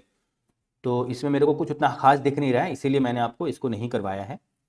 और चलो मैं आपको एक बार करवा ही देता हूँ, क्योंकि कोई अगर कमेंट किया ये सब आप नहीं करवाए तो मेरे को अच्छा नहीं लगेगा। फिर से मैं आपको एक बार बता दे रहा हूँ कि हम लोग इंपॉर्टेंट क्वेश्चन देते हैं, guaranteed important question, matching for minimum 60% guaranteed for their examination. आप जिस किसी भी अटेम्प्ट में एग्जाम दोगे, आप इंपॉर्टेंट क्वेश्चन हम लोगों का ले लेना, जिसमें 2 सब्जेक्ट फ्री है, एडवांस अकाउंट एंड एफएम, जो यूट्यूब पे फ्री में हम लोग अपलोड करेंगे अपने चैनल पे। बाकी सब्जेक्ट चार्जेबल है, सीए इंटरमीडिएट का आप फ्री वाला सब्जेक्ट देखना, एटलीस्ट आपको वो समझ में आया, आपको अच्छा लगे, तो आप चार्जेबल वाला सब्जेक्ट बहुत ही मिनिमम प्राइस पे है, वो आप ले लेना। ओके, आपके भैया दीदी या फ्रेंड कोई सीए फाइनल में होंगे तो फाइनल का भी हम लोग इंपॉर्टेंट देते हैं, जिसमें एफआर फ्री में है फाइनल का, बाकी सब्जेक्ट चार्जेबल है। हम लोग ऑल सब्जेक्ट का सीए फाइनल का इंपॉर्टेंट प्रोवाइड करते हैं। फाउंडेशन का हम लोग 2 सब्जेक्ट लॉ एंड अकाउंट्स का प्रोवाइड करते हैं, जिसमें अकाउंट्स फ्री में है, लॉ चार्जेबल है। आपको अगर इसमें कोई और चैप्टर चाहिए तो जिसमें service costing, process costing and cost accounting system, ये तीनों हमारे यूट्यूब चैनल पे आपको मिल जाएगा। बाकी अगर आपको चाहिए तो आपको बहुत ही मिनिमम प्राइस में बाकी चैप्टर भी दे देंगे। आप उसके लिए डिस्क्रिप्शन में गिवन लिंक से हमारे वेबसाइट से डायरेक्ट बाय कर सकते हो, या नहीं तो आप हम लोगों को कॉन्टैक्ट कर लेना, हम लोगों से बात कर लेना, कुछ अगर आपके मन में दुविधा या क्वेरी होगा वो पूछ लेना, उसके बाद आप बाय कर लेना। ओके, तो यही है मुझे जो बीच में बताना था। और चलो ये वाला क्वेश्चन भी मैं आपको बता ही दे रहा हूँ। ये बोला कि टोल प्लाजा बिल्ड जो है वो 60 किलोमीटर एक लॉन्ग हाईवे बनाया, 60 किलोमीटर का एक हाईवे बनाया। ओके, जिसमें इसका टोटल जो खर्चा लगा वो 12 करोड़ नहीं, टोटल ये लोग एस्टिमेट किया कि 12 करोड़ व्हीकल जो है, ओनली सिंगल टाइप व्हीकल जो है वो इस हाईवे को यूज करेगा, एंड 10 ईयर्स तक ये लोग टोल कलेक्ट करेगा। ओके, 12 करोड़ गाड़ी गुजरेगा, 10 साल तक ये लोग जो है वो टोल कलेक्ट करेगा, ऐसा ये लोग एस्टिमेट किया है। ओके, और 60 किलोमीटर का ये लोग अपना टोल बनाया। यहां पर आपको खर्चा दिया हुआ है, सिर्फ अप्रैल महीने का 1 महीने का खर्चा दिया हुआ है, सिर्फ 1 मंथ का। तो बोल रहे हैं कलेक्शन पर्सनल 3 शिफ्ट में काम करते हैं और 4 ऐसे पर्सन है और 550 रुपया पर डे पर पर्सन देना पड़ता है। तो 3 × 4 × 550 कर दोगे तो ये 1 महीने का आ जाएगा। इसको ये सिर्फ अप्रैल के लिए, उसको 12 से मल्टीप्लाई करोगे 1 साल का आ जाएगा। सिमिलरली इन सब का भी आपको खर्चा निकाल लेना। फिर इलेक्ट्रिसिटी मेंटेनेंस, ये सभी खर्चा है, ये आपको निकाल लेना। फिर डेप्रिसिएशन का, फिर बोला है कि डेप्रिसिएशन एंड अमोर्टाइजेशन आपका 1.5 करोड़ का खर्चा है, रुपीज में खुद ही निकाल के दे दिया। और 25% ये सोचा कि प्रॉफिट कमाते हैं। ओके, तो आपको बोला कि कॉस्ट पर किलोमीटर निकालो और टोल रेट व्हीकल निकालो। तो आप सबसे पहले सभी खर्चा का टोटल निकाल लेना। ये पर डे बोला था क्वेश्चन में 550 पर डे, तो आपको अगर सिर्फ अप्रैल का निकालना है, अच्छे से देखना, आपको यहां पर क्या बोला टोटल, आपको बोल रहा है क्वेश्चन में कि तुम मुझे for the month, per month निकाल के बताओ, पर मंथ, और ये रेट पर व्हीकल निकाल के बताओ। तो पर व्हीकल के लिए आप 12 करोड़ व्हीकल गुजरेगा वो देखना, और पर मंथ के लिए आपको एक दिन का ये दिया हुआ था 550 पर डे, तो 30 डेज से मल्टीप्लाई करके आपको ये सारा अमाउंट निकालना पड़ेगा, जिसमें बहुत कुछ खुद ही से दिया हुआ है। इतना दूर का जब आप टोटल कर दोगे तो आपको पता चल जाएगा कि टोटल ऑपरेटिंग कॉस्ट इतना है। ओके, उसमें डेप्रीसिएशन 1.5 करोड़ क्वेश्चन में खुद ही दिया हुआ, इसको ऐड कर दो तो ये टोटल कॉस्ट आ गया। तो अब जो आपका ये टोटल कॉस्ट है उसमें 60 किलोमीटर का वो बनाया हुआ है, 60 किलोमीटर डिवाइड कर दो तो आपको पता चल जाएगा पर किलोमीटर का कॉस्ट कितना है। और टोल रेट के लिए आपको बोलना पड़ेगा कि जितना भी हमारा टोटल कॉस्ट है उसी का 25% इन्होंने सोचा है, 25% इन्होंने सोचा है कि प्रॉफिट लेंगे, तो उसी का 25% निकाल के यहां पे लिख दो, उसी का 25% निकाल के यहां लिख दो और जोड़ के जो आएगा उतना वो प्रॉफिट लेंगे। ठीक है, प्रॉफिट लेंगे। अच्छे से सुनो, तो ये तो सिर्फ 1 महीना का आप निकाल रहे हो ना, तो आप डिवाइड बाय 10 लाख इसलिए कर रहे हो क्योंकि 12 करोड़ अगर जाएगा, अच्छे से सुनो, 12 करोड़ अगर जाएगा 10 साल में व्हीकल, तो 12 करोड़ डिवाइड बाय 10 साल करोगे तो आ जाएगा 1.2 करोड़ व्हीकल एक साल में जाएगा। और 1.2 करोड़ व्हीकल अगर एक साल में जाएगा और एक साल में 12 महीना होता है तो 1.2 को डिवाइड बाय 12 करोगे तो आ जाएगा 10 लाख। तो इसीलिए ये वाला 10 लाख व्हीकल है। और कैसे 10 लाख निकाला ये लोग खुद भी दिखाया, उससे डिवाइड कर दोगे तो आपका व्हीकल का रेट आ जाएगा। ओके, चलो मैं आपको अगला क्वेश्चन पे लेके चलता हूं। नेक्स्ट जो हमारा क्वेश्चन है ये मैं आपको बताता हूं, रुको। तो चलिए मैं आपको बताता हूं, ये वाला इलस्ट्रेशन नंबर 11 जो कि आपको स्क्रीन पे दिख रहा है, बहुत ही अच्छा सा क्वेश्चन है ये वाला मेरे हिसाब से। इलस्ट्रेशन नंबर 11 में ये कह रहा है कि AD higher secondary school offers course for 11th and 12th। ये 11th और 12th वाले बच्चों को ये पढ़ाते हैं। Standard in 3 streams, arts, commerce and science. ये आर्ट्स, कॉमर्स और साइंस तीनों के बच्चे को पढ़ाते हैं। जो ये स्कूल है higher secondary school runs higher secondary school along with primary and secondary classes. तो ये हायर सेकेंडरी स्कूल तो चलाता ही है 11th 12th वालों के लिए, लेकिन ये उसके साथ साथ प्राइमरी और सेकेंडरी के बच्चों को भी पढ़ाते हैं। But for accounting purpose it treated higher secondary as a separate responsibility centre. लेकिन जब इसका अकाउंटिंग करते रहता है कि क्या खर्चा लगा, क्या कमाया, तो उस टाइम ये हायर सेकेंडरी को सेपरेट मान के चलता है, सेपरेट बोलता है। ओके, आगे बोला कि managing committee of the school want to revise its fees structure. अब मैनेजिंग कमिटी को थोड़ा सा पैसा ज्यादा कमाना है हायर सेकेंडरी वाले स्टूडेंट से। The accountant of school has provided the following details. अब अकाउंटेंट बोल रहा है कि ये तुम्हारा डिटेल है, ये तुम जान लो। तो इनका कहना है कि जो टीचर्स का सैलरी है वो 25 टीचर इस स्कूल में है और 35,000 करके लेते हैं हर एक टीचर, और 12 मंथ तक इनको अगर सैलरी दिया जाए 1 साल का तो इतना सैलरी के पीछे चला जाता है। अब प्रिंसिपल साहब जो हैं वो 14,40,000 लेते हैं अकेले। ओके, उसके बाद लैब अटेंडेंट का जो सैलरी है वो 2 लैब अटेंडेंट है, 15,000 पर लैब अटेंडेंट लेता है 1 महीना में, तो 12 महीने का इतना हो गया। Library salary to library staff जो है भाई साहब इतना है। उसके बाद प्यून जो है 4 प्यून है, 10,000 रुपया करके एक प्यून लेता है और 12 महीने में इन्होंने इतना प्यून को दिया है 4,80,000 का। फिर अदर स्टाफ का जो सैलरी है वो इतना है। एग्जामिनेशन एक्सपेंडिचर इतना है, ऑफिस एंड एडमिनिस्ट्रेशन कॉस्ट इतना है, एनुअल डे एक्सपेंस इतना है और स्पोर्ट्स एक्सपेंस इतना है। ओके, मेरे ख्याल से आपको ये समझ में आ गया होगा। अब मैं आपको आगे क्वेश्चन समझाता हूं। जो क्वेश्चन ऊपर दिया है ना उसी से रिलेटेड नीचे में इंफॉर्मेशन दिया हुआ है। अब मान लो कि मैंने 100 रुपया खर्चा किया, मेरी 3 सिस्टर है, रिया, प्रिया और अगर प्रगति, ये मेरी 3 सिस्टर है। तो अगर मैं अपने तीनों सिस्टर के पीछे 100 रुपया खर्चा किया हूं तो मेरे को अगर किसी पर्टिकुलर सिस्टर को बोलना है कि तुमने ज्यादा अमाउंट का खाया पिया, तो वो हम कैसे बोलेंगे? तो हम जो सबको खिलाए हैं उसका रेशियो पता करना पड़ेगा कि मान लो मैंने सभी को खिलाया, मैंने सभी को मोमो खिलाया तीनों को। ओके, और पर प्लेट का दाम था मान लो 20 रुपया करके, तो किसी ने 2 प्लेट खाया, किसी ने 1 प्लेट खाया, किसी ने 3 प्लेट खाया। कहने का मतलब है कि यहां पर ऊपर वाले खर्चा का यहां रेशियो दिया हुआ है, उस खर्चा से लिंक करके आपको सोल्यूशन निकालना है। तो नंबर ऑफ स्टूडेंट जो है आपको दिया हुआ है कि आर्ट्स में इतना, कॉमर्स में इतना, साइंस में इतना और प्राइमरी सेकेंडरी में इतना। देवियों और सज्जनों, आपको ये बता दें कि आपको जो ये दिया हुआ है ना standard, that is called 11th 12th, ये HS वालों के लिए है और ये प्राइमरी और सेकेंडरी है। आपको क्वेश्चन में बोला है कि इसको सिर्फ हायर सेकेंडरी से ज्यादा पैसा कमाना है, तो आपको क्वेश्चन में जो रेशियो लेना है वो सिर्फ इसी का काम में आएगा। जो ये 11th 12th वालों का आर्ट्स, कॉमर्स और साइंस दिया है ना, यही काम में आएगा।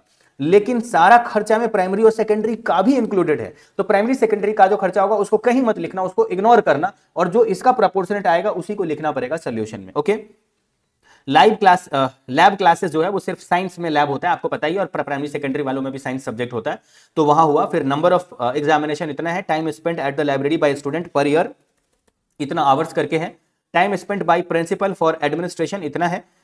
टीचर्स जो है 11th एंड 12th स्टैंडर्ड के लिए नंबर ऑफ टीचर इतने हैं। 1 टीचर हु टीचेस इकोनॉमिक्स, अच्छे से देखना, एक टीचर्स ऐसे हैं जो इकोनॉमिक्स पढ़ाते हैं आर्ट्स स्ट्रीम वाले को, तो उनको हम लोग बोले कि भाई तुम आर्ट्स स्ट्रीम का ही पढ़ाना, लेकिन वो बेचारा कॉमर्स स्ट्रीम का भी पढ़ाने लगे, तो उनको हम लोग बोले कि आप कितना घंटा पढ़ाए हैं टोटल, तो उन्होंने बोला हम इतना घंटा टोटल पढ़ाए हैं, इतना क्लासेस लिए हैं, जिसमें 208 क्लासेस सिर्फ कॉमर्स वालों के लिए हैं, तो डिफरेंस जो आएगा वो आर्ट्स वालों के लिए हो जाएगा। एक टीचर है जिनको हम लोग बोले सिर्फ मैथ पढ़ाइएगा आप साइंस वाले को, लेकिन उनका थोड़ा मन मचल गया और वो कॉमर्स वाले को भी मैथ पढ़ाने लगे। तो उनको हम बोले आपने टोटल कितना क्लास दिया, तो उन्होंने बोला टोटल हम 1100 क्लास दिए हैं, जिसमें 160 क्लास कॉमर्स वालों का है। तो जो डिफरेंस आएगा वो साइंस वालों के लिए उन्होंने दिया। वन प्यून जो है वो पूरा पूरा हायर सेकेंडरी, मेरा बात सुनो, हायर सेकेंडरी, प्राइमरी और सेकेंडरी, ये 3 पार्ट में स्कूल चलता है। तो हायर सेकेंडरी के लिए जितना ऊपर में नंबर ऑफ प्यून बोला था ना, 4 प्यून बोला था, उसमें एक तो प्यून हायर सेकेंडरी के लिए पूरा पूरा काम करता है, और अदर जो 3 प्यून बच गया वो सिर्फ 15% ऑफ टाइम ही हायर सेकेंडरी को देता है, अपना 15% ऑफ टाइम ही सिर्फ हायर सेकेंडरी को देता है, बाकी प्राइमरी और सेकेंडरी को देता होगा। आगे बोल रहा है कि all school students irrespective of section, as and participate in annual function and sports activities. बाकी सारे स्कूल को एनुअल स्पोर्ट्स एंड जितना भी खर्चा है ना सब देना पड़ता है, उसमें सभी को देना पड़ता है, मगर ये रोमन 1 to 3 में आपको बांट के बताया। आपको बोला कि calculate the cost per student per annum for all the 3 streams. Okay, 3 streams, arts, commerce और साइंस, प्राइमरी सेकेंडरी नहीं, उसको इग्नोर करो, उसका खर्चा को इग्नोर करना, जो आएगा उसको हटा देना। आगे आपको बोल रहा है कि अगर ये मैनेजमेंट ये डिसाइड करे कि यूनिफॉर्म फीस मतलब कपड़ा का पैसा नहीं, यूनिफॉर्म फीस मतलब सबसे अगर 1000 रुपए ही पर मंथ मैनेजमेंट लेने का सोचे, ओके, तो मैनेजमेंट कितना प्रॉफिट कमा पाएगा, तब ये आपको बोला है। हायर सेकेंडरी के सभी बच्चा से अगर 1000 रुपए ही ले पर स्टूडेंट से फीस, वो भी पर मंथ का ले, क्योंकि पर मंथ में तो यूनिफॉर्म फीस नहीं होगा, यूनिफॉर्म का मतलब बहुत बच्चा ये समझता है कि कपड़ा दे रहा है उसका, नहीं, पर मंथ बोला ना, तो पर मंथ भी तो पर हर एक बच्चा से उतना ही फीस ले पर मंथ, तो कितना प्रॉफिट कमाएगा, ये है इसका मतलब। और 10% का इन्होंने सोचा है कि प्रॉफिट ये ऐड करेंगे, ओके, अगर कॉस्ट में, तो तुम मुझे बताओ कि पर स्टूडेंट से कितना जो है वो चार्ज किया जाए। चलिए मैं आपको सोल्यूशन के साथ समझाता हूं। सबसे पहला आपको बोल रहा है कि टीचर्स का सैलरी, टीचर्स का आपको सैलरी देना है। तो टीचर को आपको सैलरी, अभी हम आपको सिर्फ देवियों और सज्जनों यहाँ आर्ट्स, कॉमर्स और साइंस का दिखाना है, और यहाँ टोटल दिखाना है, यहाँ प्राइमरी और सेकेंडरी नहीं दिखाना। तो आप बोलोगे कि टीचर का सैलरी तो क्वेश्चन में दिया ही हुआ था, एक बार हम आपको लेके चलते हैं। आप बोलोगे कि क्वेश्चन में टीचर का तो सैलरी दिया ही हुआ था, अरे ये तो सबके लिए दिया हुआ, arts, commerce, science, primary, secondary सबके लिए आपको, और वो 25 टीचर का दिया हुआ है, 25 टीचर का दिया हुआ है। आपको कितने लोगों का चाहिए, आपको कितने लोगों का चाहिए? तो आप बोलोगे 25 टीचर का तो मेरे को नहीं चाहिए, यहां पर क्वेश्चन में दिया हुआ है नंबर ऑफ टीचर कितने हैं, 4, 5 और 6, कितना होता है, 6, 5, 11 और 4 15, और 15 और 10 25, तो 25 टीचर का टोटल सैलरी ऊपर में दिया हुआ है। तो उसको, उस टोटल सैलरी को अगर इस रेशियो में बांट दोगे तो जो आएगा ना वो सभी को देना है आपको। सोल्यूशन में चलो मैं आपको दिखाता हूं। सोल्यूशन में यहां पर वर्किंग नोट नंबर 1 आपको बोला ना जाके देखने, तो वर्किंग नोट नंबर 1 में बोल रहा है कि देखो जो मेरा क्या बोलते हैं नंबर ऑफ स्टूडेंट है वो टोटल कितना है, 120 है, 360 है, और कॉस्ट पर एनम, एक बार रुको नीचे लेके चलते हैं आपको। वर्किंग नोट नंबर 1 ये है, वर्किंग नोट नंबर 1 ये है टीचर सैलरी। तो आपको बोला कि नंबर ऑफ टीचर मेरा आर्ट्स, कॉमर्स और साइंस में 4, 5, 6 लगता है, लेकिन ऐसे जो टीचर है वो 4, 5, 6 और 10 है, ओके 10 है। तो 4, 5, 6 और 10 में अब सैलरी जो है वो 35,000 देते हैं एक टीचर को एक महीने में। तो 12 महीने में कितना देंगे सैलरी, 4,20,000, 4,20,000, 4,20,000 एक टीचर को। तो यहां अगर 4 टीचर लगता है तो 4 इंटू 4,20,000 इतना देना पड़ेगा। यहां 5 टीचर लगता है तो 4,20,000 इंटू 5 देना पड़ेगा। यहां 6 टीचर लगता है तो 4,20,000 इंटू 6 देना पड़ेगा। इसी का जब आप टोटल करोगे देवियों और सज्जनों, या आप उस रेशियो में भी बांटोगे जो रेशियो हम आपको मेंशन कर रहे थे 4, 5, 6, 10 के रेशियो में, 4, 5, 6, 10 के रेशियो में अगर इस अमाउंट को आप बांटोगे जो आपका सैलरी का अमाउंट दिया हुआ है क्वेश्चन में ये वाला, तो भी वही आएगा जो मैं आपको यहां पर, मैंने आपको यहां पर ये करके दिखाया, सर्किल करके दिखाया, ये यही आएगा। ऐसे इसने क्या किया कि 4, 5, 6 टीचर है और एक टीचर को एक महीने में 35,000, तो 12 महीने में देंगे 4,20,000। तो 4 टीचर को कितना देंगे वो आर्ट्स वाले ले ले, 5 टीचर को कितना देंगे ये कॉमर्स वाले ले ले, साइंस वाले को दे दे 6 टीचर को जितना देंगे। चलो मैं आपको एक बार, ये तो मैंने आपको बता दिया। तो आपको जो आपने टीचर्स का सैलरी लिखा ना सोल्यूशन में, ये आपने नीचे जो कैलकुलेट किया अभी मेरे साथ वो लिखा। अब आगे आपको बोल रहा है कि reappointment and economics, reappointment of economics and mathematics teacher salary. Economics and mathematics teacher का सैलरी कितना है, चलो मैं आपको इसके साथ लेकर चलता हूं। ये इन लोगों का कहना है कि एक बार वर्किंग नोट नंबर जाके देख लो, इकोनॉमिक्स एंड मैथमेटिक्स के टीचर का सैलरी। तो इकोनॉमिक्स और मैथमेटिक्स के टीचर का सैलरी आपको याद आ रहा है क्वेश्चन में, ये इकोनॉमिक्स और मैथमेटिक्स का ही तो इन्फॉर्मेशन दिया हुआ है भाई साहब, इकोनॉमिक्स और मैथमेटिक्स का ही तो यहां पर दिया हुआ है हिसाब। तो आपको बोल रहा है एक बार तुम वर्किंग नोट नंबर 2 में जाकर के देखो। आप एक बार वर्किंग नोट नंबर 2 में चलो मेरे साथ। आपको बोल रहा है कि वर्किंग नोट नंबर 2 में जब तुम जाओगे तो यहां पर यह कह रहा है कि रीअपोर्शनमेंट ऑफ इकोनॉमिक्स एंड मैथमेटिक्स के टीचर का सैलरी को कुछ हम इस हिसाब से रीअपोर्शन करेंगे। भाई देखो एक टीचर को हम देते हैं 4,20,000 रुपया। तो आप बोलोगे हाँ भाई 4,20,000 रुपया देते हैं, तो 4,20,000 रुपया हम एक टीचर को 12 महीने में देते हैं। आप बोलोगे डेफिनेटली हम 12 महीने में देते हैं। तो 12 महीने में हम जो देते हैं वो टोटल देते हैं 1040 क्लास देने पर। क्योंकि यहां पर देखो, आपको एक बार क्वेश्चन में लेके चलते हैं, कोई भी आपके मन में दुविधा हम आपका ये भाई नहीं रहने देगा। ओके, इससे जब पूछा गया कि तुम कितना क्लास देते हो, तो ये बोला 1100 class a year. Year word use किया, यानी एक साल में ये 1040 क्लास देता है, अ ईयर बोला।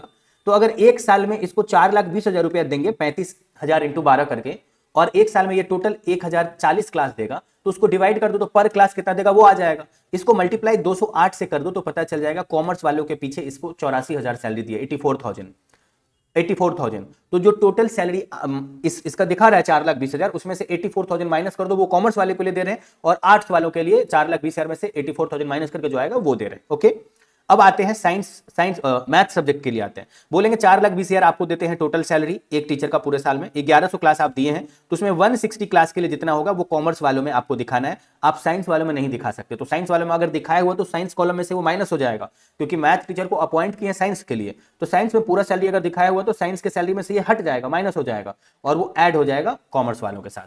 160 और 940 ये आपका क्लास जो आपका टोटल में से, यानी 1100 में से 160 को माइनस करोगे तो 940 क्लास आएगा साइंस वालों के लिए, और 1040 में तो 208 को माइनस करोगे तो 832 आएगा क्लास आर्ट्स वालों के लिए। तो यहां आपने निकाल दिया ना, इसी को आपको ऊपर लिखना था। चलो मैं आपको एक बार लेके चलता हूं ऊपर, सॉल्यूशन में लेके चलते हैं आपको देवियों और सज्जनों। तो आप बोलोगे कि जो यहां पर सैलरी हमने दिखाया है ना, इसमें आर्ट्स, कॉमर्स, साइंस, मैथ वैथ सबका जुड़ा हुआ है, मैथ इकोनॉमिक्स सबका जुड़ा हुआ है, सबका जुड़ा हुआ मेरे प्यारे भाइयों एवं बहनों।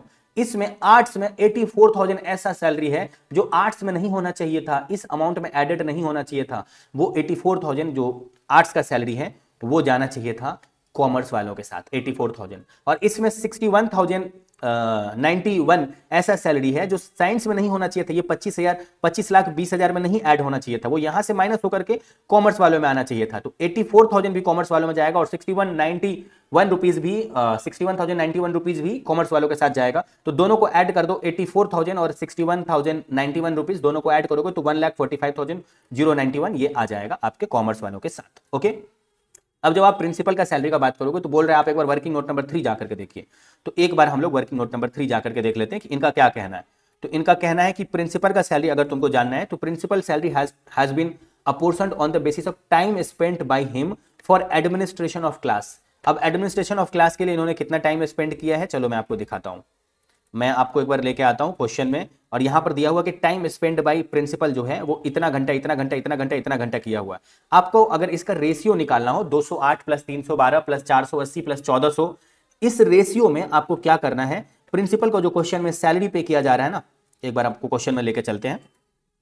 क्वेश्चन में आपको लेके चलते हैं प्रिंसिपल को जो ये सैलरी पे किया जा रहा है 14,40,000, इस 14,40,000 को आपको बांट देना है इस रेशियो में, 208, 312, 480 और 1400 के रेशियो में बांट देना है। जो आएगा इस तीनों का अमाउंट, यानी ये 208, 312, 480 का जो अमाउंट आएगा इसके प्रोपोर्शन में, यही आपको सॉल्यूशन में यहां पर लिखना है। सॉल्यूशन में लेके चलते हैं आपको एक बार, सॉल्यूशन में यहां पर वही लिखना है। ओके, क्योंकि आपको प्राइमरी और सेकेंडरी का नहीं लिखना है, सिर्फ ये हायर सेकेंडरी का है, इसी का टोटल आपको सबसे लास्ट वाले कॉलम में आपने लिखा है। ओके, चलो अब मैं आपको लैब अटेंडेंट का बताता हूं। लैब तो सिर्फ साइंस डिपार्टमेंट में है ना, लैब कहां कहां है वो मुझे बताओ। आपको लैब अटेंडेंट के लिए आपको बोल रहे हैं यहां पर नीचे बोल रहा है कि लैब अटेंडेंट को लैब क्लासेस जो वो दिया है ना उस रेशियो में उसका खर्चा को बांटा जाएगा। तो उसने लैब क्लासेस दिया कितना है, चलो एक बार मैं आपको सॉल्यूशन में लेके चलता हूं, क्वेश्चन में लेके चलता हूं। लैब अटेंडेंट का यहां पर दिया हुआ है कि time spend number of year, ये देखो लैब क्लासेस जो है वो साइंस में दिया है 144 और प्राइमरी सेकेंडरी में 156। तो 144 और 156 के रेशियो में आपको बांटना है लैब अटेंडेंट के सैलरी को। तो लैब अटेंडेंट का सैलरी जो 3,60,000 है देवियों और सज्जनों, इसको बांट देना 144 और क्या था 156 के रेशियो में। जो आएगा साइंस का प्रोपोर्शन में वो साइंस में लिख देना, और प्राइमरी सेकेंडरी का तो लिखना ही नहीं है, वो चला गया कहीं और, ठीक है, वो लिखना ही नहीं है, बस इसमें जो है वो आप लिख देना। फिर उसके बाद एग्जामिनेशन का खर्चा जो है वो number of examination in a year 2 दिया हुआ है। चलो मैं आपको एक बार दिखाता हूं कि इन्होंने अगला खर्चा क्या लिया हुआ है। इन्होंने अगला खर्चा यहां पर लिया हुआ है, लैब अटेंडेंट हो गया, salary to library staff. Library staff का सैलरी जो है वो आपके क्वेश्चन में कितना दिया हुआ है, आप तो खुद ही देख के समझ जाओगे। लाइब्रेरी स्टाफ का तो यहाँ पर दिया हुआ हिसाब आपको यहाँ पर दिया है ना, यहाँ पर देखो time spent at library by the student, जो ये रेशियो है 18, 12, 24 और 6 का, इस रेशियो में ही आपको बांट देना है लाइब्रेरी अटेंडेंट का जो सैलरी है उसको। तो लाइब्रेरी स्टाफ का सैलरी 1,44,000 को उसी रेशियो में बांट देना जो रेशियो अभी हम मेंशन किए हैं, और मेंशन करने के बाद जो आएगा उतना ही आपको आर्ट्स, कॉमर्स और साइंस वाले में लिख देना है। उसके बाद अगला अमाउंट क्या है, अगला अमाउंट आपके सोल्यूशन में है, आपके सोल्यूशन में अगला अमाउंट है, ये तो मैंने आपको बता दिया, ये सब मैंने बता दिया। प्यून का सैलरी, प्यून का सैलरी के लिए आपको कैलकुलेट करना पड़ेगा कि एक वर्किंग नोट नंबर 6 बोल रहा है आपको जाकर देखने, तो एक बार बोलो कि एक प्यून को 10,000 रुपए देते हैं एक महीना में, तो 12 महीना में देंगे 1,20,000, और एक प्यून तो लगेगा ही साइंस, कॉमर्स और आर्ट्स के लिए। ओके, साइंस, कॉमर्स और आर्ट्स के लिए। अब जो बाकी का 3 प्यून बच गया जिसको 10,000 करके 12 महीना तक देंगे, जो आएगा उसका 15% ही सिर्फ साइंस, कॉमर्स और आर्ट्स के लिए लगेगा, यानी हायर सेकेंडरी के लिए लगेगा, बाकी प्राइमरी और सेकेंडरी के लिए लगेगा। तो उसका सिर्फ 15% ही जोड़ करके आपने हायर सेकेंडरी के लिए निकाल दिया। अब ये हायर सेकेंडरी के लिए अगर आपने निकाल दिया तो ये तो आ गया आर्ट्स, कॉमर्स और साइंस सभी के लिए आ गया। इसको बोल रहा है कि आप जो है ना, बोल रहा है कि प्यून का salary apportion on the number of student के बेसिस पर आप बांट दीजिए। 1,74,000 जो आपने निकाला है, इसको नंबर ऑफ स्टूडेंट के बेसिस पर आप बांट दीजिए, और नंबर ऑफ स्टूडेंट का रेशियो जो है वो आपके क्वेश्चन में दिया हुआ है, एक बार लेके चलते हैं, आपको दिखाते हैं। ये नंबर ऑफ स्टूडेंट का रेशियो है 120, 360, 180 और 840। इस रेशियो में आपको जो अभी अमाउंट आया था प्यून का, उसको बांट करके आपको दिखाना है, आपको दिखाना है यहाँ पर प्यून का सैलरी में, जो ये प्यून का सैलरी है जिसको मैंने अभी टिक किया। अब सैलरी टू अदर स्टाफ के लिए आपको बोल रहा है वर्किंग नोट नंबर 7 में जाने के लिए, वर्किंग नोट नंबर 7 में बोल रहा है कि सैलरी टू अदर स्टाफ हो, या ऑफिस एंड एडमिनिस्ट्रेशन का खर्चा हो, या एनुअल डे एक्सपेंस हो, या स्पोर्ट्स का खर्चा हो, ये सब हम लोग नंबर ऑफ स्टूडेंट के बेसिस पर बांटेंगे। तो नंबर ऑफ स्टूडेंट का रेशियो आपको क्वेश्चन में दिखाई है, नंबर ऑफ स्टूडेंट का रेशियो यहाँ पर 120, 360, 180 और 840 है। इसी रेशियो में आपको बांट देना है मेरे प्यारे भाइयों एवं बहनों।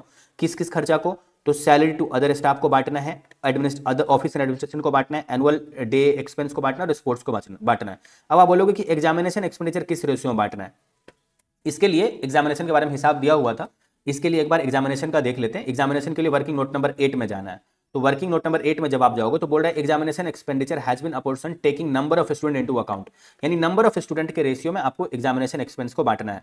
यानी नंबर ऑफ स्टूडेंट का जो रेशियो है, उस रेशियो में नंबर ऑफ स्टूडेंट का रेशियो क्या है, जो मैंने अभी आपको मेंशन किया 120, 360, 180 और 840, इस रेशियो में आपको 10,80,000 को बांट देना है। और मेरे ख्याल से अब सोल्यूशन आपका कंप्लीट हो चुका है। इसी का टोटल जब आप कर दोगे तो ये आपका कॉस्ट पर एनम आ गया सबके लिए। ओके, और ये आपका कॉस्ट पर एनम आ गया सबके लिए। अब आप बोलोगे कि जो मेरा कॉस्ट पर एनम है ये मैंने यहां पर निकाला है, इसी को यहां पर उठा करके रख दोगे, नंबर ऑफ स्टूडेंट यहां रख दोगे। आपको कॉस्ट पर स्टूडेंट निकालना है, इसीलिए टोटल कॉस्ट को नंबर ऑफ स्टूडेंट से डिवाइड कर दो, आपको कॉस्ट पर स्टूडेंट पता चल जाएगा। अब आपको प्रॉफिटेबिलिटी अगर देखना है तो आप बोलोगे कि हम ये मान के चलते कि 1,000 रुपया अगर पर बच्चे से पर मंथ का लिया जाएगा तो एक बच्चा से लिया जाएगा साल में 12,000, क्योंकि यहां पर देखो प्रॉफिटेबिलिटी बोल रहा है, तो 1,000 इंटू 12 महीना करोगे तो 12,000 लिया जाएगा, आर्ट्स वालों से, कॉमर्स वालों से, साइंस वालों से, सभी से।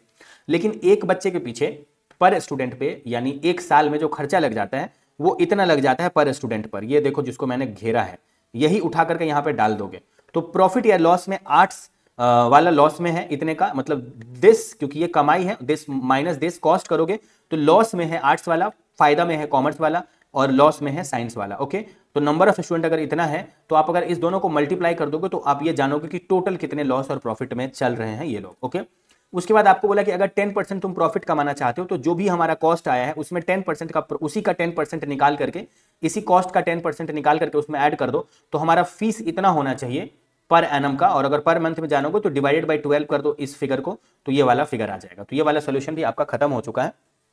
मैं आपको थोड़ा सा नीचे लेके चलता हूं, और ये वाला क्या है, उतना कुछ इसमें खास नहीं है, बस सभी खर्चा को जोड़ देना है टोटल। इसमें क्या करना कि सभी खर्चा का टोटल कर लेना, और टोटल करने के बाद यहाँ पर आपको बोल रहा है कि नंबर ऑफ पॉलिसी सोल्ड जो है वो 528 है, और इंश्योर्ड वैल्यू ऑफ पॉलिसी जो है वो 1,320 है। आपको यहाँ पर बोल रहा है कि IT support cost per policy and cost per insured value. तो पहले सभी खर्चा का टोटल कर लेना, जिसमें मार्केटिंग एंड सेल्स का यहाँ पर ये लोग बांट बांट के दिखाया है, ऑपरेटिंग का खर्चा कितना होगा, ऑपरेशन का, आईटी का खर्चा कितना होगा, सभी को जोड़ करके नंबर ऑफ पॉलिसी से अगर डिवाइड कर दोगे तो पता चल जाएगा पर पॉलिसी का कितना है। और ये तो टोटल कॉस्ट हो गया ना, ये तो टोटल कॉस्ट हो गया। आपने इंश्योरेंस तो 1,320 का ही कराया है, तो अगर इस टोटल कॉस्ट को, ये वाला टोटल कॉस्ट को करोड़ में लिखोगे तो 2.36 करोड़ लिखोगे, और टोटल आपने इतने करोड़ का इंश्योरेंस करवाया तो डिवाइड कर दोगे तो insured value, cost per insured value पता चल जाएगा। अब थोड़ा नीचे चलते हैं, यहां पर क्या है, ये वाला क्वेश्चन भी आपके ऊपर वाले क्वेश्चन के जैसा ही है, ये आप खुद कर लेना, ये होमवर्क है आपका, वैसा ही है, सिंपल है। ये वाला क्वेश्चन मैं आपको एक बार बता दे रहा हूँ। यहाँ पर ये बोल रहा है कि टोटल जनरेटेड जो है वो 20 लाख जो है वो इन्होंने किलोवाट आवर जनरेट किया है और ऑपरेटिंग लेबर के पीछे खर्चा इतना है। सारा खर्चा को जोड़ देना। इलेक्ट्रिसिटी का खर्चा कितना है 5 किलोवाट जनरेटेड जो है इलेक्ट्रिसिटी जनरेटेड पर केजी ऑफ कोल कंज्यूम्ड इतना रुपीज पर केजी। ओके, पर केजी, तो पर केजी में इतना किलोवाट होता है। तो अगर दिस डिवाइड बाय 5 करोगे और टोटल 20 लाख किलोवाट है उससे मल्टीप्लाई कर दोगे तो आपको इलेक्ट्रिसिटी का पता चल जाएगा कॉस्ट, और डेप्रिसिएशन इसी का 5% हो जाएगा, कॉस्ट का 5% हो जाएगा। तो सारा खर्चा को लिख दो। ओके, और जो मैंने आपको बोला ना कि दिस डिवाइडेड बाय 5 करोगे और मल्टीप्लाई कर दोगे 20 लाख से, मतलब 4.25 डिवाइड बाय 5 करोगे और मल्टीप्लाई कर दोगे 20 लाख से, तो पता चल जाएगा कॉस्ट ऑफ कोल। तो उसको उसमें जोड़ दोगे, टोटल कॉस्ट आ जाएगा। ओके, इलस्ट्रेशन नंबर 5 क्या है? इलस्ट्रेशन नंबर 15 बोल रहा है कि भाई साहब 1000 मेगावाट पर डे पर आप पावर जनरेट करते हैं और ये 85% कैपेसिटी पर इंस्टॉल करके रखा हुआ है अपने फैसिलिटी को। ये सारा खर्चा जो है इन्होंने किया है। इस सभी खर्चा का टोटल कर दो। सबसे पहले इस सभी खर्चा का टोटल कर दो, और 1000 मेगावाट में 85% ही ये करता है, कैपेसिटी पे काम करता है और 365 डेज तक काम करता है, तो इतना मेगावाट हो जाता है, और 1 मेगावाट इक्वल टू 1000 किलोवाट होता है। ओके, तो आपका जो भी यहां पर फिगर्स दिया हुआ है क्वेश्चन में देखना, ये रुपीज इन लैक्स में दिया हुआ है, रुपीज इन लैक्स में दिया हुआ है, आप एक बार देख लेना। इसका टोटल सबसे पहले क्वेश्चन से देख करके सारा कॉपी पेस्ट कर देना और यहां पर टोटल खर्चा निकाल देना। अब टोटल खर्चा अगर आप निकाल दोगे तो आपने ऊपर में निकाला ना कितना total kilowatt estimated power generated है, इसको आपने ऊपर निकाला। ओके, तो उसको आप यहां पर लिख दो। लिखने के बाद आप अगर अच्छे से सुनो, अगर आप टोटल कॉस्ट जो आपका है, टोटल कॉस्ट ये डिवाइडेड बाय अच्छे से देखो, डिवाइडेड बाय एफ करोगे, और तो जितना आपका आंसर आएगा उसको 1 लाख से इसलिए मल्टीप्लाई किया क्योंकि ये फिगर्स इन लाख दिया हुआ है, फिगर्स इन लाख दिया हुआ है, तो पहले 1 लाख से मल्टीप्लाई करके आप एक्चुअल में जानो कि ये टोटल कितना है विदाउट इन लाख, मतलब ये टोटल 2849.31 आएगा, यानी 8840 डिवाइड बाय 3,10,250 जो आएगा वो तो इन लाख में रहेगा। तो इन लाख के लिए 1 लाख से मल्टीप्लाई करो, तब ये आएगा फिगर, और ये टोटल मेगावाट में है। और आपको किलोवाट में कन्वर्ट करने के लिए देखो मैंने आपको बताया था ना 1 मेगावाट इक्वल टू होता है 1000 किलोवाट, तो 1000 से जब आप इसको डिवाइड करोगे तो आपको पता चलेगा कि कितना पर किलोवाट का कॉस्ट है। ओके, तो ये आपका खत्म हो गया। ये जो यहाँ पर चैप्टर के लास्ट में दिया हुआ है एमसीक्यू, ये आप खुद से कर लेना। ऐसा एमसीक्यू एग्जाम में आता नहीं है, आपको एमसीक्यू किसी सम्स के ऊपर में बेस्ड करके इंस्टीट्यूट बनाता है। सारा ही एमसीक्यू सी इंस्टीट्यूट जो है वो कोई सम्स देता है केस स्टडी का जैसा, और वो सम्स रहता है, उसको सॉल्व करो, उसके पार्ट बाय पार्ट आंसर के बेसिस पर आपको एग्जाम में एमसीक्यू बोलेगा सॉल्व करने के लिए। ओके, हम लोग जो है वो इंपॉर्टेंट क्वेश्चन देते हैं। आप जिस किसी भी अटेम्प्ट में एग्जाम दे रहे होगे उस अटेम्प्ट का इंपॉर्टेंट क्वेश्चन हम लोगों से ले करके आप उसमें गारंटीड रहता है, बस आपको उसका रिटन प्रैक्टिस करना और सिर्फ उतना ही करना है। उसके बाद आप जिस अटेम्प्ट में एग्जाम दे रहे होगे आपको उस अटेम्प्ट में पास होने से कोई नहीं रोक सकता है। ओके, इसलिए आप इंपॉर्टेंट क्वेश्चन ले लेना जिस अटेम्प्ट में आप देने वाले होगे फ्यूचर में कभी भी। ओके, और कुछ अगर क्वेरी होगा तो डिस्क्रिप्शन में गिवन व्हाट्सएप नंबर पे आप मेरे को मैसेज करके कॉल करके बात भी कर सकते हो, अपना बड़ा भाई समझ के कि ये मेरे भैया ही हैं, ये समझ करके हम आपको पूरा अपना भाई जैसा गाइड करेंगे कि आपको क्या करना चाहिए क्या नहीं करना चाहिए। ओके, तो क्वेरी के लिए भी मेरे को पूछ सकते हो। कोई डाउट होगा किसी सम्स में, कहीं आपको कुछ समझ में नहीं आ रहा है, कोई सम्स कैसे सॉल्व हुआ, तो आप मेरे से पूछ सकते हो, हम आपको फ्री में डाउट सॉल्व करके देंगे। कंडीशन यही रहेगा कि आप पूरे डेडिकेशन से पढ़ाई कर रहे हो, कि आपको सिर्फ एक ही लक्ष्य दिख रहा है, वो है सीए कैसे जल्दी बने। ओके, आपका ये भाई आपके साथ है हमेशा, ऑलवेज टाइम है। ओके, चलो मैं आपको आगे बताता हूं। प्रैक्टिकल प्रॉब्लम जो है ये वाला क्वेश्चन, इसके जैसा मैंने क्वेश्चन आपको बताया हुआ है पहले, कॉपी पेस्ट है। हम आपको प्रैक्टिकल क्वेश्चन से ज्यादा क्वेश्चन करवाते नहीं है, फिर भी आप बोलोगे तो हम आपको ये क्वेश्चन नंबर 1 करवा देते हैं। क्वेश्चन नंबर 1 हम आपको अभी करवाएंगे। क्वेश्चन नंबर जो 2 है इसके जैसा मैंने करवाया हुआ है, ये देवियों और सज्जनों आपको खुद करना पड़ेगा, ये आपको खुद करना पड़ेगा। उसके बाद क्वेश्चन नंबर जो 3 है ये भी आपको खुद करना पड़ेगा। क्वेश्चन नंबर जो 4 है ये भी आपको खुद करना पड़ेगा। और नीचे एक नया क्वेश्चन ऐड हुआ है जो कि May 25 वाले बच्चे ही सिर्फ करेंगे, वो है केस स्टडी, जो भी आपको खुद करना पड़ेगा। इसके जैसा मैंने क्वेश्चन बता दिया आपको। अभी आपको क्वेश्चन नंबर 1 एक बार समझा देता हूं। यहां पर इन्होंने कुछ नहीं बोला, इन्होंने बोला कि देखो एक जो है इंफ्रास्ट्रक्चर बिल्ड किए हम लोग 110 किलोमीटर का, और ये 25 ईयर्स के लिए हमारे को जो है वो बिल्ट ऑपरेट ट्रांसफर का पीरियड है 25 साल के लिए। 110 किलोमीटर का मैंने एक इंफ्रास्ट्रक्चर बनाया जिसमें 2 व्हीलर इतना तो चलेगा, कार इतना चलेगा, बस इतना चलेगा, और हैवी कॉमर्शियल व्हीकल इतना पीस चलेगा डेली इतना चलेगा, इतना गाड़ी चलेगा डेली ट्रैफिक वॉल्यूम इतना है। आपको बोला इतना सारा मेरा खर्चा है, तो आप सभी खर्चा को टोटल कर दो, और क्या वो खुद ही टोटल करके दिया है। ओके फिर देखो एस्टिमेटेड कॉस्ट जो है वो इतना लाख है to incurred on administration and toll operated plaza, वो भी उसी में जोड़ देना, ऊपर वाले में ही जोड़ देना। आपको बोल रहा है कि जो weight size and time saving है, the weight has to be assumed, मतलब कौन सा गाड़ी कितना भारी है, क्योंकि रोड तो भारी जितना गाड़ी गुजरता है उससे ज्यादा डिप्रिसिएट होता है, तो भारी के हिसाब से इतना इतना परसेंट करके 100% को बांट दिया है कि ये इतना परसेंट, ये इतना परसेंट, ये इतना परसेंट वेट के हिसाब से, ताकि वो चार्ज भी उतना ही कर पाए। आपको बोला है कि टोटल प्रोजेक्ट कॉस्ट क्या है पर डे का on occasional on concessional period, toll fee क्या रखना चाहिए अगर ये लोग 15% का प्रॉफिट कमाने का सोचा है। तो आगे बोल रहा है concession period is a period for which an infrastructure is allowed to operate and recover its investment. Okay मतलब 25 साल एक आदमी, मान लो एक आदमी कोई रोड बनवाया और रोड बनवाया, सरकार से बात के लिए, सरकार बोला तुम्हारा जितना कॉस्ट लगा आने वाले 10 साल के लिए इस रोड से गुजरने वाले सभी गाड़ी से तुम टोल टैक्स लेना और तुम्हारा रोड बनाने का खर्चा निकल जाएगा, उसके बाद ये सरकार के नाम हो जाएगा ये वाला रोड और तुम यहां से चलते बनना। तो दैट इज 10 साल is a concessional period. Okay चलो मैं आपको सोल्यूशन के साथ समझाता हूं, उतना कुछ इस क्वेश्चन में है नहीं जितना हम समझ रहे थे। आपको 61 एक ही बार हम आपको सोल्यूशन में लेकर चलते हैं। ये देखो सभी खर्चा का सबसे पहले टोटल कर लेना देवियों और सजनों, सभी खर्चा का टोटल कर लेना। तो आपने एक जो आपको नीचे में दिया था ना एडमिनिस्ट्रेशन का खर्चा, वो भी आपने यहां दिखा दिया, टोटल निकाल दिया। अब 25 साल तक चलेगा और 365 डेज एक साल में होता है, तो टोटल नंबर ऑफ डेज इतना चलेगा। तो दिस डिवाइड बाय ये कर दोगे तो आपको पता चल जाएगा कि क्या बोलते हैं कॉस्ट पर डे कितना आएगा, क्योंकि आपको जो भी पूछा था पर डे में पूछा था। ओके ये आपने लिख दिया।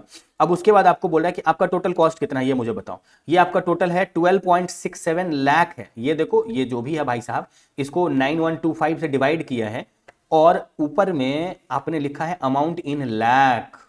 तो जब अगर आपने अमाउंट इन लाख लिखा है तो यहां पर 12.67 लाख आया है, तो 12.67 को 1 लाख से मल्टीप्लाई करोगे तो 12,67,000 आएगा। उसमें उसी का 15% प्रॉफिट कमाओगे, तो आप कमाने का इतना सोचे हो, इसको ऊपर में रख दो।